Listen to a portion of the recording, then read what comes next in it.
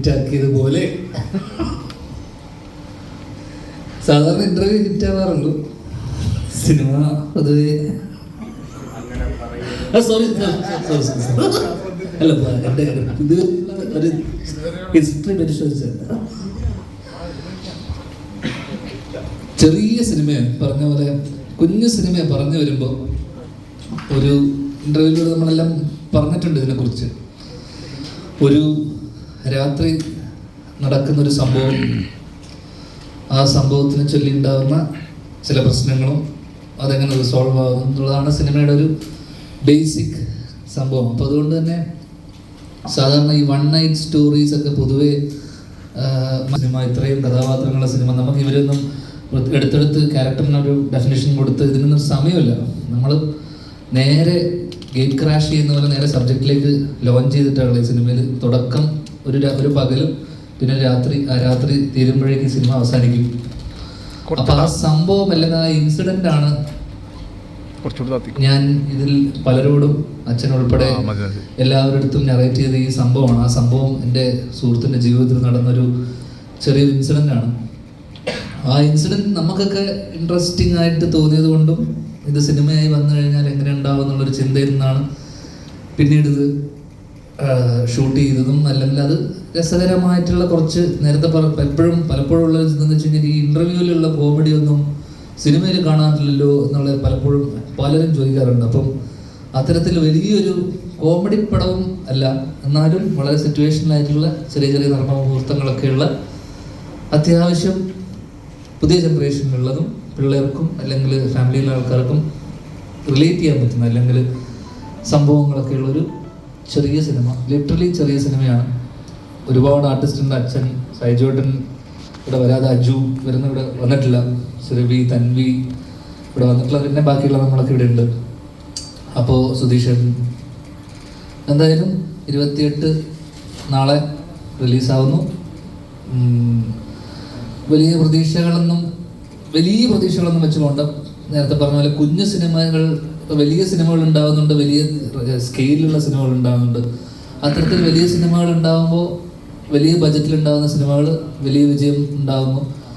ഇപ്പോൾ ജനറലി നമ്മൾ കണ്ടുവരുന്ന കുഞ്ഞു സിനിമകൾ ഓടാൻ, അല്ലെങ്കിൽ കുഞ്ഞു സിനിമകൾ ആൾക്കാരിലോട്ട് എത്താനൊക്കെ ഒരു സമയം എടുക്കുന്നുണ്ട്. വേർഡ് ഓഫ് മൗത്തിലൂടെയൊക്കെയാണ് കുഞ്ഞു സിനിമകളൊക്കെ കയറിപ്പോണ്ടാകും. ആ രീതിയിൽ നമ്മൾ മാക്സിമം നമ്മുടെ സൈഡിൽ നിന്ന് നമ്മളിതിനെ പ്രൊമോട്ട് ചെയ്യുന്നുണ്ട്. അപ്പം ഞാൻ എഴുതുന്ന സിനിമ ആയതുകൊണ്ട് നമ്മൾ എല്ലാ ചാനൽസിലും നമ്മൾ പ്രൊമോട്ട് ചെയ്തിട്ടുണ്ട്. അപ്പം ആ ഒരു സാധനം തിയേറ്ററിലും റിഫ്ലക്റ്റ് ആവും എന്നുള്ള പ്രതീക്ഷയോടുകൂടി നാളെ ഫെബ്രുവരി 28 എല്ലാവരും തിയേറ്ററിൽ വന്ന് കാണും. അത്രയും. Thank you.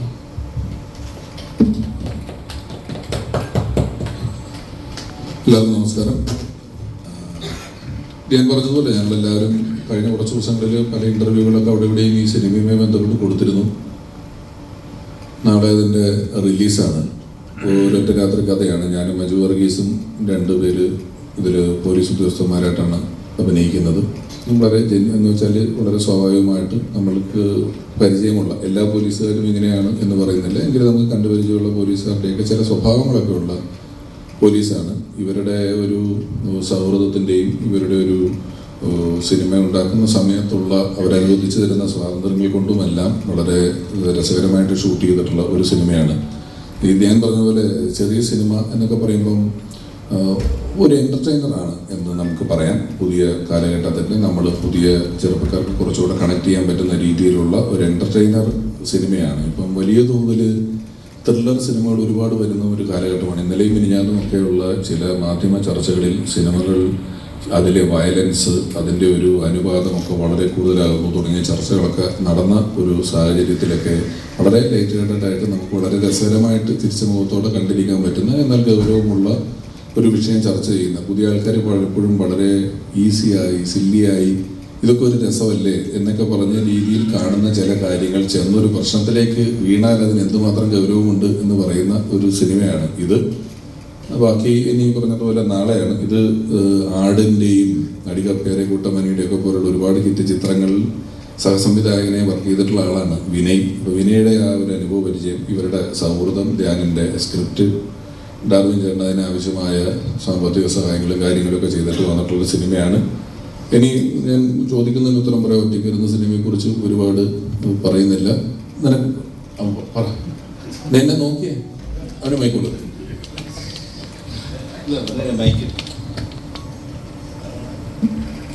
നമസ്കാരം. അപ്പോൾ നാളെ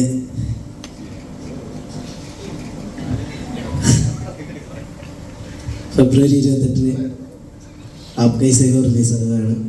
അപ്പോൾ എല്ലാവരും നാളെ തിയേറ്ററിൽ പോയി കാണണം. ബാക്കിയുള്ളവരോടും പടം കാണാൻ പറയണം. ഇതിൽ ടോണി എന്ന് പറയുന്നൊരു ക്യാരക്ടറാണ് ഞാൻ ചെയ്തിരിക്കുന്നത്. അപ്പോൾ അക്ഷയ സെന്ററിന്റെ ക്ഷീണ ഇവിടെ മാറിയില്ല. ഞങ്ങളൊക്കെ കൂടെ മുറിയിലിട്ട് നിർബന്ധിച്ച് പറയിക്കുന്നതെന്ന് തോന്നുന്നു. സീരിയസ് ആയിട്ട് അക്ഷയ സെന്ററിന്റെ ക്ഷീണം ഇതുവരെ തീർന്നില്ല. അപ്പോൾ എല്ലാവരും കാണുക. അപ്പം ചെറിയൊരു സിനിമയാണ്. ധ്യാൻ ചേട്ടൻ പറഞ്ഞ പോലെ ഒരു ഒറ്റ രാത്രി നടക്കുന്നൊരു സംഭവമാണ്. റിയൽ ഇൻസിഡൻ്റ് ആണ്. അപ്പോൾ നിങ്ങളെല്ലാവരും കാണുക, പ്രോത്സാഹിപ്പിക്കുക. നമസ്കാരം. പറഞ്ഞ പോലെ നാളെ റിലീസാണ്. ആദ്യമായിട്ടാണ് ഒരു സിനിമയിൽ ത്രൂ ഔട്ട് എന്ന് പറയുന്ന ഒരു വേഷം ചെയ്യാൻ പറ്റുന്നത്. അത് പറഞ്ഞ പോലെ ഒരു ദിവസം വൈകിട്ട് ധ്യാൻ ചേട്ടൻ വിളിച്ചിട്ട് എടാ ഫ്രീ ആണോ എന്ന് ചോദിച്ചു. ആണെന്ന് പറഞ്ഞു. എന്നാൽ വാ ഒരു പരിപാടി ഉണ്ടെന്ന് പറഞ്ഞു. ആ പരിപാടിയുടെ റിലീസാണ് നാളെ. ആപ് കൈസേവോ. ബിനോയ് എന്നാണ് ക്യാരക്ടറുടെ പേര്. എൻ്റെ വീട്ടിലൊക്കെ തന്നെയുള്ളൊരു ക്യാരക്ടറാണ്. അത് ബാക്കി കുറച്ചുകൂടെ കണ്ടു കഴിയുമ്പോൾ വിശദമായിട്ട് മനസ്സിലാവും. ഭയങ്കര എനർജിയുള്ള ഒരു ക്യാരക്ടറാണ്. പറഞ്ഞ പോലെ ഒരു സുഹൃത്തിൻ്റെ ബാച്ചിലർ പാർട്ടിയായിട്ട് ബന്ധപ്പെട്ട് പഴയ 2 സുഹൃത്തുക്കളെ കാണുന്നതും, നമ്മൾ നിങ്ങൾക്ക് എല്ലാവർക്കും അനുഭവം ഉണ്ടാവും. ബാച്ചിലർ പാർട്ടി, അവിടെ നടക്കുന്ന ഫൺ, അവിടെ ഒരു പ്രശ്നം ഉണ്ടാകുന്ന വരെ നമ്മൾ ചെയ്യുന്നതെല്ലാം ഭയങ്കര ഫണ്ണായിരിക്കും. ആ രാത്രി സേഫായി പോയി കഴിഞ്ഞാൽ സേഫായിരിക്കും. പക്ഷേ എന്തെങ്കിലും ഒരു കാര്യം സംഭവിക്കുമ്പം ആ ഫണ്ണൊക്കെ അവിടെ നിന്ന് മാറും.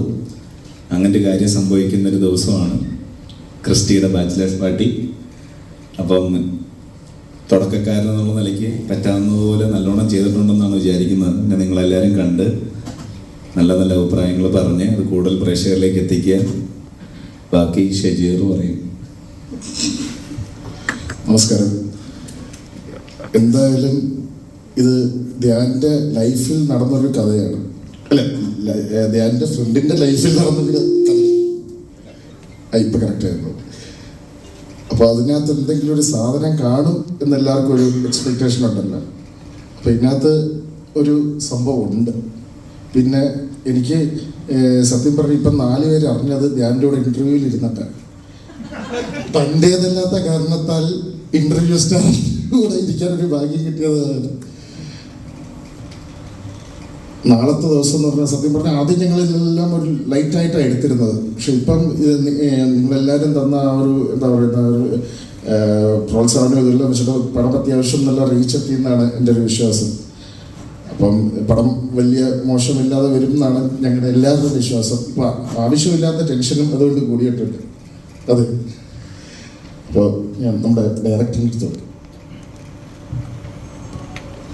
നമസ്കാരം. അടിയപ്പേര് കൂട്ടമണി തുടങ്ങിയപ്പോൾ ഉള്ള പരിചയമാണ് ധ്യാനായിട്ടുള്ളത്. ആ സമയത്ത് തുടങ്ങി പറയുന്ന കുറേ കഥകളുണ്ട്. ശരിക്കും നടന്നതും ഞാൻ നേരിട്ട് കണ്ട് അനുഭവിച്ചിരുന്ന ഇഷ്ടംപോലെ കഥകളുണ്ട്. അതിൽ നമ്മുടെ ഈ ജനറേഷന് നന്നായിട്ട് കണക്ട് ചെയ്യാൻ പറ്റിയ ഒരു മെറ്റീരിയലുള്ള സബ്ജക്റ്റാണിത്. വളരെ അത് സിനിമാറ്റിക് ആക്കി ചെയ്യേണ്ടതായിട്ടുള്ളൊരു ആവശ്യമൊന്നുമില്ല. നമുക്കെല്ലാവർക്കും ഒരു പ്രാവശ്യം എക്സ്പീരിയൻസ് ചെയ്തിട്ടുണ്ടാവും ഇതിൽ പോലീസ് സ്റ്റേഷൻ സീക്വൻസുകളെല്ലാം. അപ്പോൾ അത് ഇങ്ങനെ റിലേറ്റ് ആവാൻ സാധ്യതയുണ്ട്.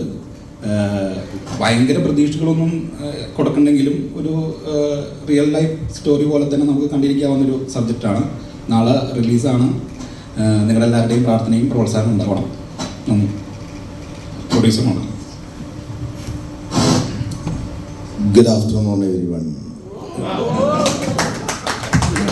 Really very happy to see, ഈ ഇത്ര വലിയ ഇത്രയും ക്യാമറയുടെ മുമ്പിൽ ഞാനിരിക്കുന്നത് വളരെ റെയറാണ്. ഇവൻ അല്ല, ട്യൂമൻ.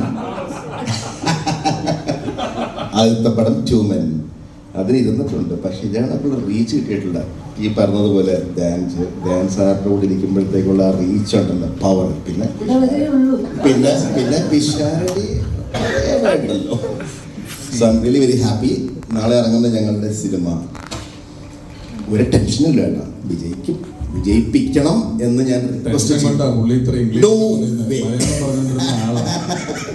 എവിടുന്നറിയാത്ത കുറെ ഇംഗ്ലീഷ് കയറി വന്നിട്ടുണ്ട്. പുള്ളിക്ക് ടെൻഷൻ ഇല്ല അത്രേ. ഒരു ടെൻഷനും ഇല്ല. സത്യം പറയാം, ഈ പടം വിജയിച്ചിരിക്കുമെന്നാണ് എൻ്റെ കോൺഫിഡൻസ്. നല്ല വിശ്വാസമുണ്ട്.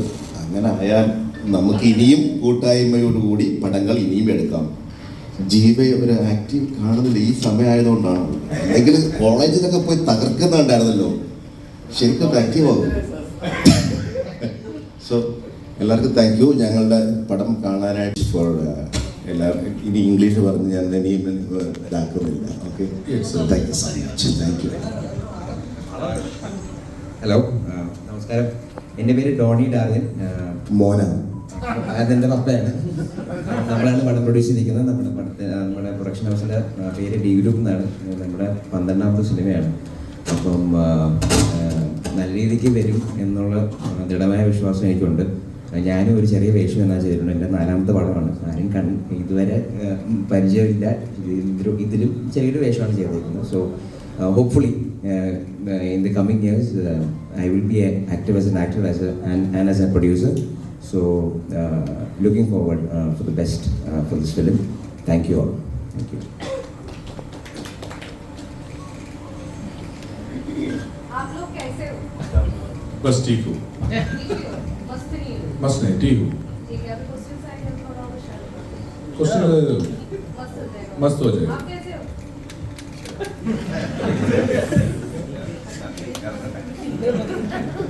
വെടിയ പേടിയോ? एरिया में ഏയ് 3 ദിവസം ഉറക്കം നിന്ന് പഠിച്ച ചോദ്യങ്ങളാ. കഴിഞ്ഞു, ഇനിയില്ല. കഴിഞ്ഞു. अभी बोल सकते हो, कोई कटमंड नहीं. ऐसा ही पूछो, कुछ नहीं, प्रॉब्लम नहीं है. हिंदी आता है, बहुत अच्छा तरह आता है. हाँ, സിർഫ് അണ്ണാ കി ഹൈ. അണ്ണാ കി.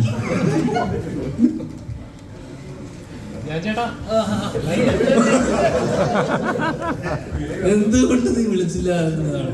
എന്താ എല്ലാരും പറഞ്ഞു ധ്യാൻ ചേട്ടനോടെ ഇരിക്കുന്ന ഒരു വലിയ ഭാഗ്യമായിട്ടാണ് കാണുന്നത്. നീ നമ്മളൊരു ചെയ്യുന്നപ്പോ നീ എന്നോട് പറഞ്ഞില്ലടാ ഭാഗ്യമാണെന്ന്. അല്ലെ, അതെ, ഞങ്ങളുടെ ഒരു ഭാഗ്യമായിട്ട് ഞങ്ങൾ കാണുന്നു. അങ്ങനെ കാണുന്ന ഒരാളായിരിക്കണേ. സ്ഥാനം ഇറങ്ങിയില്ലേ പരിപാടി. പിന്നെ കപ്പൽ മുതലാളി എനിക്കൊന്ന് ഇന്റർവ്യൂ ഏതാ കപ്പൽ മുതലാളിയാ? എടാ, ഇവന്റെ ചേട്ടന്റെ പാട്ട് പ്രൊമോട്ട് ചെയ്യാൻ നോക്കിയതാണ് സത്യത്തിൽ. ഇവന്റെ ചേട്ടനാണ് ആ പാട്ട് പാടിയത്. പക്ഷെ അത് ചക്കിന് വെച്ചത് കൊക്കിന് കൊടുക്കുന്നവർ എനിക്ക് കിട്ടിയതാണ്. സ്വന്തം കൂടി ചേട്ടന്റെ പാട്ട് ഹിറ്റാക്കാൻ നോക്കി, അങ്ങനെ വന്നതാണ് അത്. അത് സാധനം ഇപ്പൊ കയറി ട്രെൻഡിങ്ങിലെ സ്ഥാനത്താണ് നിങ്ങളെ കാണുന്നത്. ആ, എന്നാ കുഴപ്പം. ചാൻസ് ഉണ്ട് കപ്പൽ മുതലേ ഇപ്പൊ ഓക്കെ ആണ്. ഉറപ്പ് ഞാൻ ഇറക്കുന്നത് കഴിഞ്ഞു കഴിഞ്ഞാൽ നോക്കട്ടെ, അതിനുള്ള ശ്രമം നടക്കുന്നുണ്ട്. ഇതാണ് അവസ്ഥ. ചെയ്യാന്ന് പറഞ്ഞു ഡാർവിൻ ചേട്ടൻ ചെയ്യാൻ ഇത് കഴിഞ്ഞിട്ട് അത് ചെയ്യുവാണെങ്കിൽ ഇവൻ അഭിനയിച്ച കാരണവർ എന്ന് പറഞ്ഞൊരു പടം ഉണ്ട്. തിരക്കിനിടയിൽ മറ്റേ തോമസ് ചാക്കോടെ കുറെ സ്വർണത്തിനിടയിൽ ഏട്ടന്റെ കാപ്പോ മുങ്ങിപ്പോരുന്നെന്ന് പറഞ്ഞ പോലെ അതവൻ ഇരിപ്പുണ്ടേ സുഹൃത്തുക്കളെ. ഒരാവശ്യമില്ല. ധ്യാൻ ചേട്ടന്റെ സ്ക്രിപ്റ്റുകൾ എപ്പോഴും മലയാളികൾക്ക് എക്സൈറ്റ്മെന്റ് ഹ്യൂമർ എലമെന്റ് ഞങ്ങൾ പ്രതീക്ഷിക്കുന്നു. അപ്പം ട്രെയിലർ കണ്ടപ്പോഴും ഒരു ഫീല് കിട്ടി. നമുക്ക് റിലേറ്റ് ചെയ്യാൻ പറ്റുന്ന കുറച്ച് കാര്യങ്ങൾ അതിനകത്ത് കണ്ടായിരുന്നു. അപ്പം ഇങ്ങനെ ഒരു സ്ക്രിപ്റ്റ് ശ്രീനിച്ചേട്ടൻ്റെ അടുത്ത് വന്നപ്പോഴേക്കും എന്തായിരുന്നു റിയാക്ഷൻ? ഞാൻ ഇത് ഈ നടന്ന സംഭവം ഇതൊരു എന്താ പറയണ്ടത്, ഇതിന്റെ ഒരു സ്ക്രീൻ പ്ലേയോ അതൊന്നുമല്ല ഞാൻ പറഞ്ഞത്. ഞാൻ ഈ നടന്ന സംഭവം എൻ്റെ കൂട്ടുകാരൻ്റെ ജീവിതത്തിൽ നടന്ന ഈ സംഭവം അതേപടി ഒരിടത്ത് നറേറ്റ് ചെയ്തു. ആരുടെയും ഫോണുണ്ടോ? ഇരിക്കണം മുഴുവൻ ഫോണല്ലോ.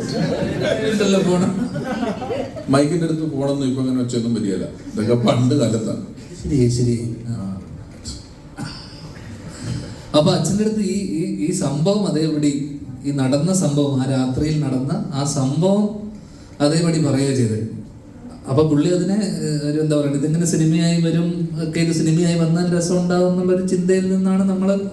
അപ്പൊ ഞാൻ ചോദിച്ചു, ഇതിൽ എൻ്റെ അച്ഛനായിട്ടാണ് അപ്പോൾ അച്ഛൻ അഭിനയിച്ചിരിക്കുന്നത്, അപ്പൊ അതിനകത്ത് ഒരു ചെറിയൊരു വേഷം ഉണ്ടെന്ന് ചോദിച്ചാൽ പുള്ളി സന്തോഷത്തോടെ വന്ന് ചെയ്തു തന്നു. അത്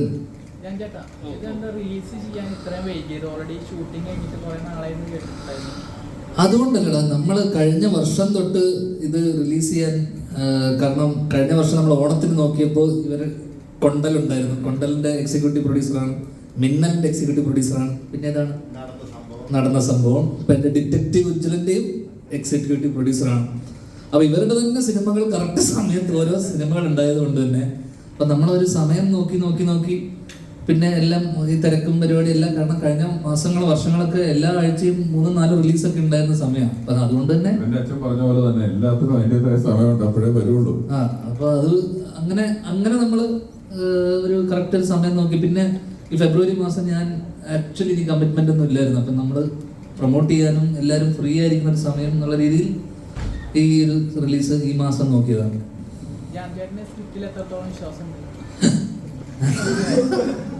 എടാ അങ്ങനെ വിശ്വാസം എന്ന് വെച്ചാൽ നമ്മുടെ വിശ്വാസത്തിന്റെ പുറത്താണല്ലോ നമ്മളിത് സിനിമയാക്കിയത്. അന്നൊരു വിശ്വാസം ഉള്ളതുകൊണ്ടാണല്ലോ.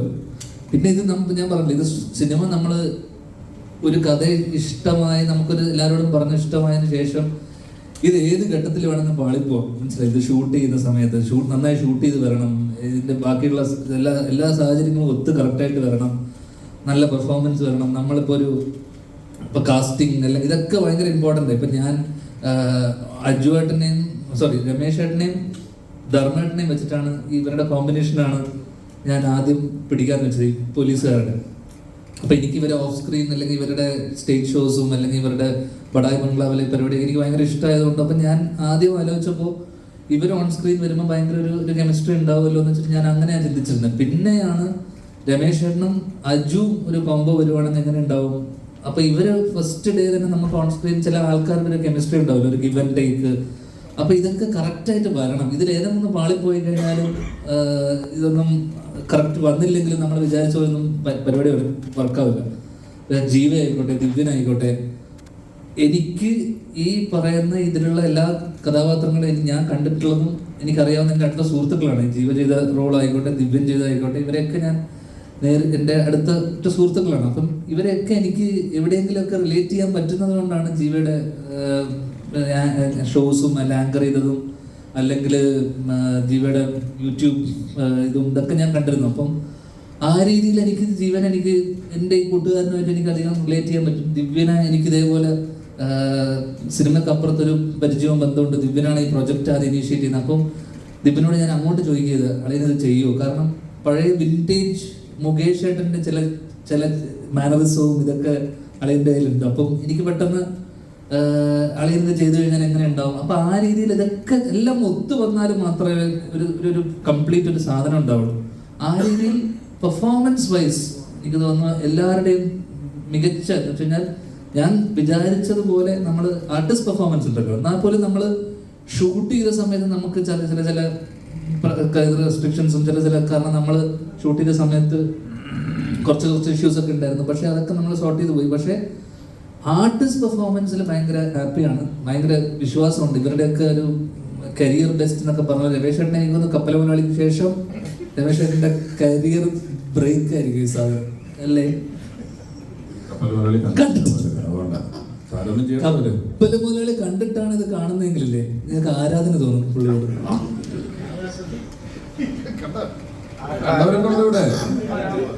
പക്ഷേ ഇപ്പൊ അന്നൊക്കെ സിനിമ ഇറക്കുമ്പോൾ ഇവനെ പോലെ വന്നിരുന്ന തള്ളാനുള്ള സൗകര്യങ്ങളില്ലായിരുന്നു. അതാണ് അതിന്റെ ഒരു പ്രധാനപ്പെട്ട പ്രശ്നം. അന്ന് പത്രത്തിൽ ഭയങ്കര വിലയാണ് ഒരു കാലടി പരസ്യം കൊടുക്കുന്നതിന് തന്നെ. അങ്ങനെ കൊടുത്തിട്ടുള്ളതാണ്. പണിയെടുത്തത് അതെയാണ്. നീ കാരണവർക്ക് പ്രൊമോഷൻ കൊടുക്കുക. അപ്പൊ നേരത്തെ ചോദിച്ച വിശ്വാസം ഉണ്ടോന്ന് വെച്ച് കഴിഞ്ഞാൽ എടാ നല്ല എഴുത്താണ്, വിശ്വാസമുണ്ട്. ഒരുപാട് സ്ക്രിപ്റ്റുകൾ കണ്ടിട്ടുള്ള നല്ല ഹ്യൂമർ കൈകാര്യം ചെയ്യുന്ന ഒരാളാണ് താങ്കൾ. അപ്പം ധ്യാനെപ്പോലുള്ള ഒരു ആക്ടറിനെ നമുക്കറിയാം, സ്ക്രിപ്റ്റ് റൈറ്റർ മുമ്പിലേക്ക് വരുമ്പോൾ സ്ക്രിപ്റ്റ് വായിക്കുമ്പോൾ ഉണ്ടാകുന്ന ഒരു ഫീലിംഗ് ഉണ്ടല്ലോ, അങ്ങനെ ഉണ്ടായിരുന്നു? എനിക്ക് ഇവന്റെ വീട്ടിൽ ഇവന്റെ അച്ഛൻ, എന്റെ ചേട്ടൻ, ഇവർക്കൊക്കെ എഴുത്ത് ഇവരുടെ കഥാപാത്രത്തെ എഴുതുന്നതിലാണെങ്കിലും അല്ലാതെ ആണെങ്കിലും ഇവർക്ക് എഴുത്ത് എനിക്ക് കുറച്ചുകൂടെ ഇഷ്ടമാണ്. ഇവർ ചെയ്ത എല്ലാ പടങ്ങളും ഞാൻ കണ്ടിട്ടില്ല എങ്കിലും എനിക്ക് എഴുത്തിലാണ്, ഇവർ അഭിനയത്തിൽ കുറച്ചുകൂടി കംഫർട്ട് നോക്കുന്ന ഒരാളാണ്. ഇവൻ അങ്ങനെ മൊത്തം നോക്കിയിരിക്കുന്ന ഒരാളാണ്. പക്ഷെ എഴുത്ത് കുറച്ച് അധ്വാനിച്ച് എഴുതുകയും ഇവനറിയാവുന്ന കഥയായതുകൊണ്ട് ഒരു വലിയ സൗകര്യമുണ്ട്. ഇവനതിനകത്ത് ആ കഥയിൽ ഇൻവോൾവ് ചെയ്തിട്ടുള്ള ഒരാളാണ്. അതിനോട് ഏറ്റവും ആ കണ്ട കാര്യങ്ങളോട് ഏറ്റവും നീതി പുലർത്തി നിൽക്കുക, കണ്ടതിനെ എങ്ങനെ സിനിമാറ്റിക് ആയിട്ട് ചെയ്യാന്നുള്ളതാണ് കൂടുതലും നോക്കിയിട്ടുള്ളത്. പിന്നെ വിനയ് ഓഫ് കോഴ്സ് വളരെ എക്സ്പീരിയൻസ്ഡ് ആയിട്ടുള്ള ഒരു ഡയറക്ടറാണ്. പിന്നെ ഈ പറഞ്ഞ പോലെ ഇവരൊക്കെ എക്സ്പീരിയൻസ് ആണ്. ഇതൊരു ചെറിയ പടമാണ്, ഇതുമായിട്ട് ഒരുപാട് വലിയ പൈസ മുടക്കിയിട്ടുള്ള ഒരുപാട് വലിയ താരങ്ങളുള്ള അങ്ങനെയൊന്നുള്ളൊരു പടമല്ല. ഒരു ചെറിയ സാധാരണക്കാരാണ് നമ്മുടെ നാട്ടിൽ താമസിക്കുന്നവരാണെന്നൊക്കെ നമുക്ക് തോന്നുന്ന പോലെയുള്ള ആളുകളും അവരൊക്കെ അഭിനയിച്ചിട്ടുള്ള ഒരു പടമാണ്. അതിൻ്റെതായ രസം എനിക്ക് വായിച്ചിട്ടുണ്ടായിരുന്നു. ഞാൻ സ്ക്രിപ്റ്റായിട്ടല്ല വായിച്ചത്, ഞാൻ എന്നെ വിളിച്ചപ്പോൾ ഒരു കഥയാണ് പറഞ്ഞത്, കേട്ടോ ഇന്നപോലെ സംഭവിച്ചു, ഇന്ന സംഭവിച്ചു, ഇന്നതാണ് ചെയ്യേണ്ടത്, ഇന്ന ഇപ്പോൾ കേട്ടപ്പോൾ നല്ല രസം തോന്നി, നന്നായിട്ട് തോന്നി. ഞാൻ ശ്രീനേട്ടൻ്റെ കൂട്ടത്തിൽ ആദ്യമായിട്ട് അഭിനയിക്കുന്നൊരു സിനിമ ഇതാണ്, അതെൻ്റെ ഒരു വലിയ സന്തോഷമായിരുന്നു. ഈ വിനീതേട്ടന്റെ എന്തെങ്കിലും ഇൻപുട്ട് സ്ക്രിപ്റ്റിലുണ്ടോ? അതാ വിനീത് ശ്രീനിവാസന്റെ ഇൻപുട്ട് സ്ക്രിപ്റ്റിലുണ്ടോ? ഇല്ല, പുള്ളിക്ക് ഇത് ഈ കഥ ഇതിനുമായിട്ട് ബന്ധപ്പെട്ട് പുള്ളിയുടെ ടൈപ്പ് ഓഫ് ഒരു പരിപാടിയല്ല, പിന്നെ അത് കണ്ടാൽ മനസ്സിലാവും. അത് പറഞ്ഞിട്ടുണ്ടായിരുന്നു അങ്ങനെ എഴുതുന്ന സമയത്ത് ജഡ്ജിമെന്റ് എന്തെങ്കിലും? ഇല്ല, ഞങ്ങൾ അങ്ങനെ ചർച്ചകളൊന്നും ഉണ്ടാവാറില്ല പൊതുവെ. സിനിമയില് സ്ത്രീ പ്രാതിനിധ്യം എങ്ങനെ ഉണ്ട്? സ്ത്രീ പ്രാതിനിധ്യം ഇപ്പൊ കാണാനില്ല. അവരാരും വന്നില്ല വിളിച്ചിട്ട്. ഇവിടെ കുറവാണല്ലോ. സ്ത്രീ പ്രാതിനിധ്യമുണ്ട്, സ്ത്രീകൾക്ക് വലിയ പ്രാധാന്യമുണ്ട്. സ്ത്രീ കഥയുടെ ടേണിംഗ് പോയിന്റിൽ വലിയ ഘടകമാണ്. അല്ല, ഇവിടെ ഇല്ല, ഇവിടെ കാണാറില്ലെന്ന് വെച്ചപ്പോൾ ഇവിടെ ആരും വരാൻ പലരും തൻവീടെ ചേട്ടൻ്റെ കല്യാണമാണ്, സുരഭി സീരിയലിന്റെ ഷൂട്ടിലാണ്, അപ്പൊ അങ്ങനെ വീണ അതിന്റെ പുതിയ തിരക്കിലാന്ന് പറഞ്ഞ വീട്ടിലിരിക്കുകയാണ്. അങ്ങനെ വലിയ വിമോചകനായതുകൊണ്ടൊന്നുമല്ല, അവനൊക്കെ നോക്കിയിട്ട് അവന് ഒരു തൃപ്തി വരുന്നില്ല. നീ വിചാരിക്കുന്ന പോലെ അവനൊരു സ്ത്രീ വിമോചകനായിട്ട് ഇവിടെ സ്ത്രീ അതൊന്നും അല്ല, അവൻ നോക്കിയപ്പോൾ ഒരു സുഖമില്ല. അതാണ് അവൻ ചോദിച്ചത്. അതുകൊണ്ടല്ലേ ഞാൻ പറഞ്ഞത്, എനിക്കും അറിയാം. അല്ലാതെ ഈ സിനിമയിലെ സ്ത്രീ പ്രാതിനിധ്യം എന്നൊക്കെ ചോദിച്ചാൽ അത്രയില്ല. നോക്കിയിട്ട് അവനൊരു സ്ത്രീ വന്നു, പ്രാതിനിധ്യമുണ്ട്. നീ കാണുന്നുണ്ടല്ലോ, എനിക്ക് കാണാൻ പറ്റുന്നില്ല. അവിടെയാണ്, നീ അവിടെ നോക്കിയിട്ട് നീ വന്നെന്ന് പറഞ്ഞത്. ആള് വിളിക്കുന്നത് ധ്യാൻചേട്ടാ ഇപ്പം ഓൺലൈൻ ഗെയിമിംഗ് ആപ്പുകളുടെ കാലഘട്ടമാണ്. അപ്പം അതിന്റെ ദൂഷ്യവശങ്ങൾ നമുക്ക് നന്നായിട്ട് അറിഞ്ഞുകൊണ്ടിരിക്കാം. അപ്പൊ കഴിഞ്ഞ ദിവസം ധ്യാൻചേട്ടന്റെ ഒരു അഡ്വർടൈസ്മെന്റ് ഉണ്ട്, അത്തരം ഒരു ആപ്പിനെ പ്രൊമോട്ട് ചെയ്യുന്നുണ്ട്. അപ്പം സാമൂഹിക പ്രതിബദ്ധതയുള്ള ഒരു കലാകാരൻ എന്ന നിലയിൽ അങ്ങനെ ഒരു അഡ്വർടൈസ്മെന്റ് ചെയ്യാനുള്ള കാരണം എന്താണ്? സാമൂഹിക പ്രതിബദ്ധത ഉണ്ടെന്ന് ആരാ പറഞ്ഞത്? ഞാൻ നിന്നോട് എപ്പോഴെങ്കിലും പറഞ്ഞു?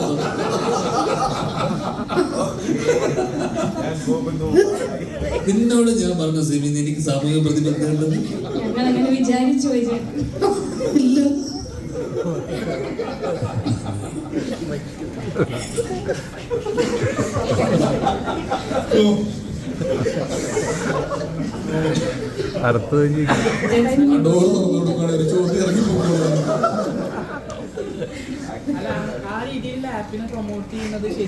ഞങ്ങൾ ആപ്പ് കൈസേക്കോ പ്രൊമോട്ട് ചെയ്യാൻ വന്നിരിക്കുന്നത്. ഷാറുഖ് ഖാൻ ഗുഡ്ക പാന് പ്രൊമോട്ട് ചെയ്യുന്നത് വിമൽ മറ്റേ ബസന്തി എന്ന് പറയുന്നത്. നീ ഇത് ഷാറുഖ് ഖാനോട് ചോദിക്കോ? എന്നോടല്ലേ ചോദിക്കുള്ളൂ, നിനക്ക് എന്നോടൊരു പരിചയമുള്ളതുകൊണ്ട്. ഇവിടെ സിഗരറ്റ് സ്മോക്കിംഗ് എന്ന് പറഞ്ഞത് എന്തിനാണ് ഇത് വിൽക്കുന്ന ഈ സാധനം? ഇതൊക്കെ എല്ലാവർക്കും അറിയില്ലേ, ഇത് കളിക്കണ്ട, പ്രശ്നം നിർത്തില്ലേ? നിങ്ങൾക്കറിയില്ലേ?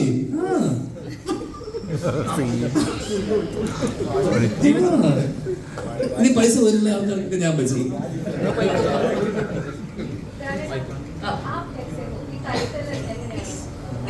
അത് കുറേ സ്ഥലത്ത് പോയി പറഞ്ഞായിരുന്നു. ഇത് ആപ്പ് എന്നുകൊണ്ട് ഉദ്ദേശിക്കുന്നത് മറ്റേ മലയാളത്തിലുള്ള ആപ്പ് വെക്കുക എന്ന് പറഞ്ഞ പോലത്തെ. അതുകൊണ്ടാണ് പിന്നെ ഞാൻ പറഞ്ഞത് ഇതിലുള്ളൊരു പ്രധാന കഥാപാത്രം സെൻട്രൽ ക്യാരക്ടർ ചെയ്യുന്ന പെൺകുട്ടി ഹിന്ദി സ്പീക്കിംഗ് ആളാണ്. അപ്പം അതുകൂടെ കൊണ്ട് ആ കേസേകോ എന്നുള്ള രീതിയിൽ വെച്ചതാണ്, പറഞ്ഞല്ല. ജീവിച്ചേട്ടാ, ഇപ്പം 21 ഗ്രാംസിലെ കഥാപാത്രം വളരെ ശ്രദ്ധിക്കപ്പെട്ടായിരുന്നു. അപ്പോൾ അതിനുശേഷം ഇനി കണ്ടിന്യൂസ് അതുപോലത്തെ അല്ലെങ്കിൽ വേറെ ലെവലുള്ള കഥാപാത്രങ്ങൾ വരും എന്നുള്ളതിലായിരുന്നു. പക്ഷെ വന്നില്ല. പക്ഷെ ഇതേ ഈ ചിത്രത്തിലെ കഥാപാത്രം കുറച്ച് ഡിഫറെന്റ് ആണ്.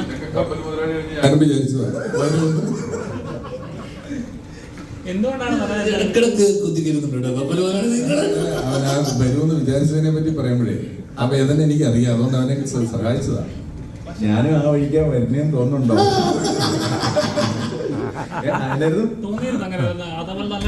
എല്ലാ പടം കഴിയുമ്പോഴും ഇത് കണ്ടിട്ട് ആരെങ്കിലും ഒക്കെ വിളിക്കും.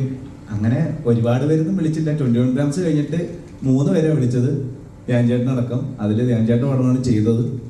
അപ്പൊ അത് ഇത് കഴിയുമ്പോഴും കുറെ പേര് വിളിക്കും എന്നുള്ള പ്രതീക്ഷയിലായിരിക്കുന്നത്. എനിക്ക് തോന്നുന്നു വിളിക്കുമായിരിക്കും എന്ന് തോന്നുന്നു.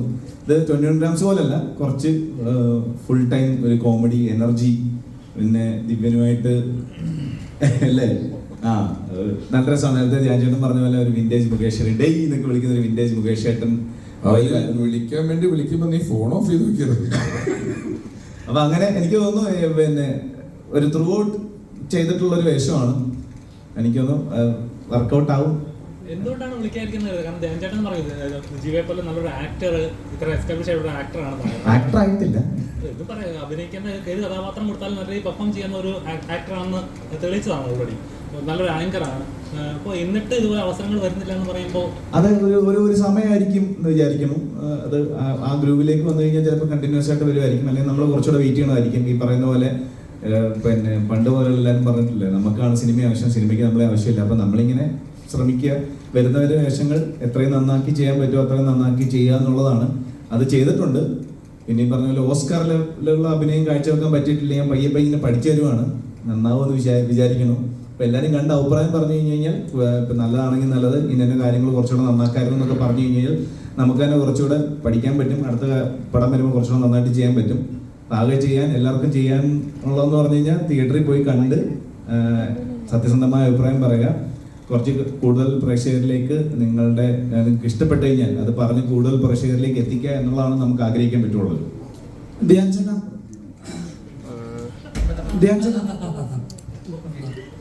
മലയാള സിനിമ ഇപ്പോൾ ഒരു വലിയ പ്രതിസന്ധിയിലൂടെയാണ് കടന്നു പോകുന്നത് എന്നുള്ള വാർത്തകളാണ് ഞങ്ങൾ എല്ലാവരും കണ്ടുകൊണ്ടിരിക്കുന്നത്.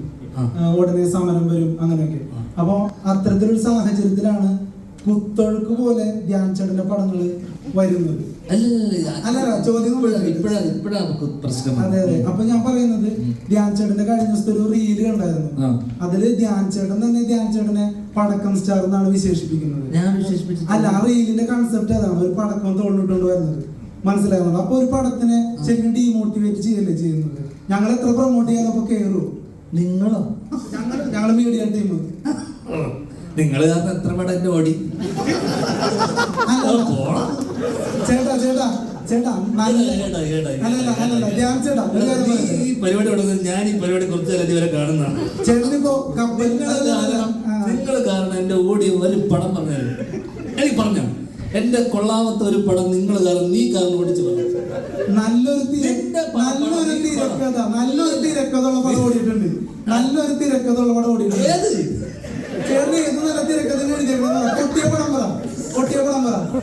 നീ തോറ്റു പോയിന്റെ മുന്നിൽ.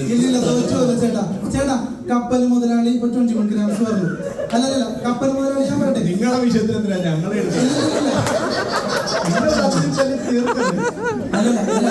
ചോദ്യം ഫിനിഷ് ചെയ്തോട്ടെ. ചോദ്യം ഫിനിഷ് ചെയ്തോട്ടെ. അതായത് കപ്പൽ മുതലാളി താരതമ്യേന നല്ല പടമാണ്. നിനക്ക് ഇഷ്ടമായത് അത് നിന്റെ ഇഷ്ടം, എന്റെ ഇഷ്ടം എനിക്ക് ഇഷ്ടമില്ല പടം. പക്ഷേ 21 ഗ്രാംസ് താരതമ്യേന നല്ല പടം. ബോക്സ് ഓഫീസ് ഹിറ്റ് ആണെന്നല്ല പറയുന്നത്. കപ്പൽ മുതലാളി ബോക്സ് ഓഫീസ് ഹിറ്റ് അല്ല. പക്ഷെ ഞാൻ പറഞ്ഞു വന്നത് അത് ഭയങ്കരമായിട്ട് കളിയല്ല.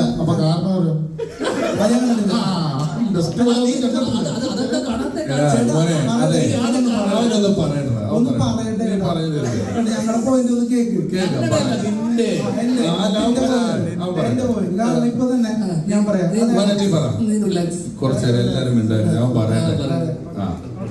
അപ്പോ ഞാൻ പറഞ്ഞു വരുന്നത്, നല്ലൊരു തിരക്കഥയുള്ള സിനിമകളൊന്നും പൊട്ടിയിട്ടില്ല. പ്രൊമോഷൻ ഇല്ലാതെ ജയിച്ചിട്ടുണ്ട്. ഞങ്ങളിപ്പോ വരാത്ത പടങ്ങളിൽ ഒരുപാട് ജയിച്ച് ഞങ്ങൾ കണ്ടിട്ടുണ്ട്. മനസ്സിലാകുന്നുണ്ടോ? പിന്നെ എന്റെ ഒരു അഭിപ്രായം, മലയാള സിനിമയുടെ ഒരു പ്രേക്ഷകൻ എന്നുള്ള നിലയിൽ പറയുകയാണ്, ഏറ്റവും വലിയ പ്രതിസന്ധി ഈ പറയുന്ന പോലെ ഒരു കണക്കില്ലാണ്ട് ചൂടപ്പം പോലെ ഇറങ്ങുന്ന സിനിമകളാണ്. അത് നിങ്ങൾ പ്രൊഡ്യൂസർമാര് ഫുൾ സ്ക്രിപ്റ്റ് വായിച്ചു നോക്കിയിട്ട് പടങ്ങൾ ഇനി മുതൽ സെലക്ട് ചെയ്യണം എന്നാണ് എന്റെ അഭിപ്രായം ആസ് എ പ്രേക്ഷകൻ. മനസ്സിലാവുന്നുണ്ടോ? അങ്ങനെയാണെങ്കിൽ പടത്തിന്റെ ഹിറ്റ് ആ ഒരു നിരക്കിലൊക്കെ ഒരുപാട് മാറ്റം വരും. അതല്ലാതെ നിങ്ങളുടെ ഇന്റൻഷൻ എന്താണ് ഇങ്ങനെയുള്ള കുറെ പടങ്ങൾ പ്രതീക്ഷ വെക്കേണ്ടെന്ന് പറയുന്നത്? ഞങ്ങളൊക്കെ ഒരു സിനിമക്കാരനാവണമെങ്കിൽ തന്നെ ഒരുപാട് പ്രതീക്ഷയിലാണ്. ഇപ്പൊ കപ്പൽ മുതലാളി കഴിഞ്ഞ എത്ര നായക വേഷം രമേഷ് പിഷാരടിച്ചേട്ടന് കിട്ടി? കപ്പൽ മുതലാളി കഴിഞ്ഞു, എത്ര നായക വേഷം കിട്ടി രമേഷ് പിഷാരടിച്ചേട്ടന്? സൈഡ് റോളിലോട്ട് പോയില്ലേ? പക്ഷെ ചേട്ടന് എത്ര പടം പൊട്ടിയിട്ടും പടം കിട്ടുന്നുണ്ട്. നിനക്ക് ഇതിന്റെ പെറിഫറൽ ആയിട്ടുള്ള കാര്യങ്ങൾ മാത്രമേ അറിയുള്ളൂ.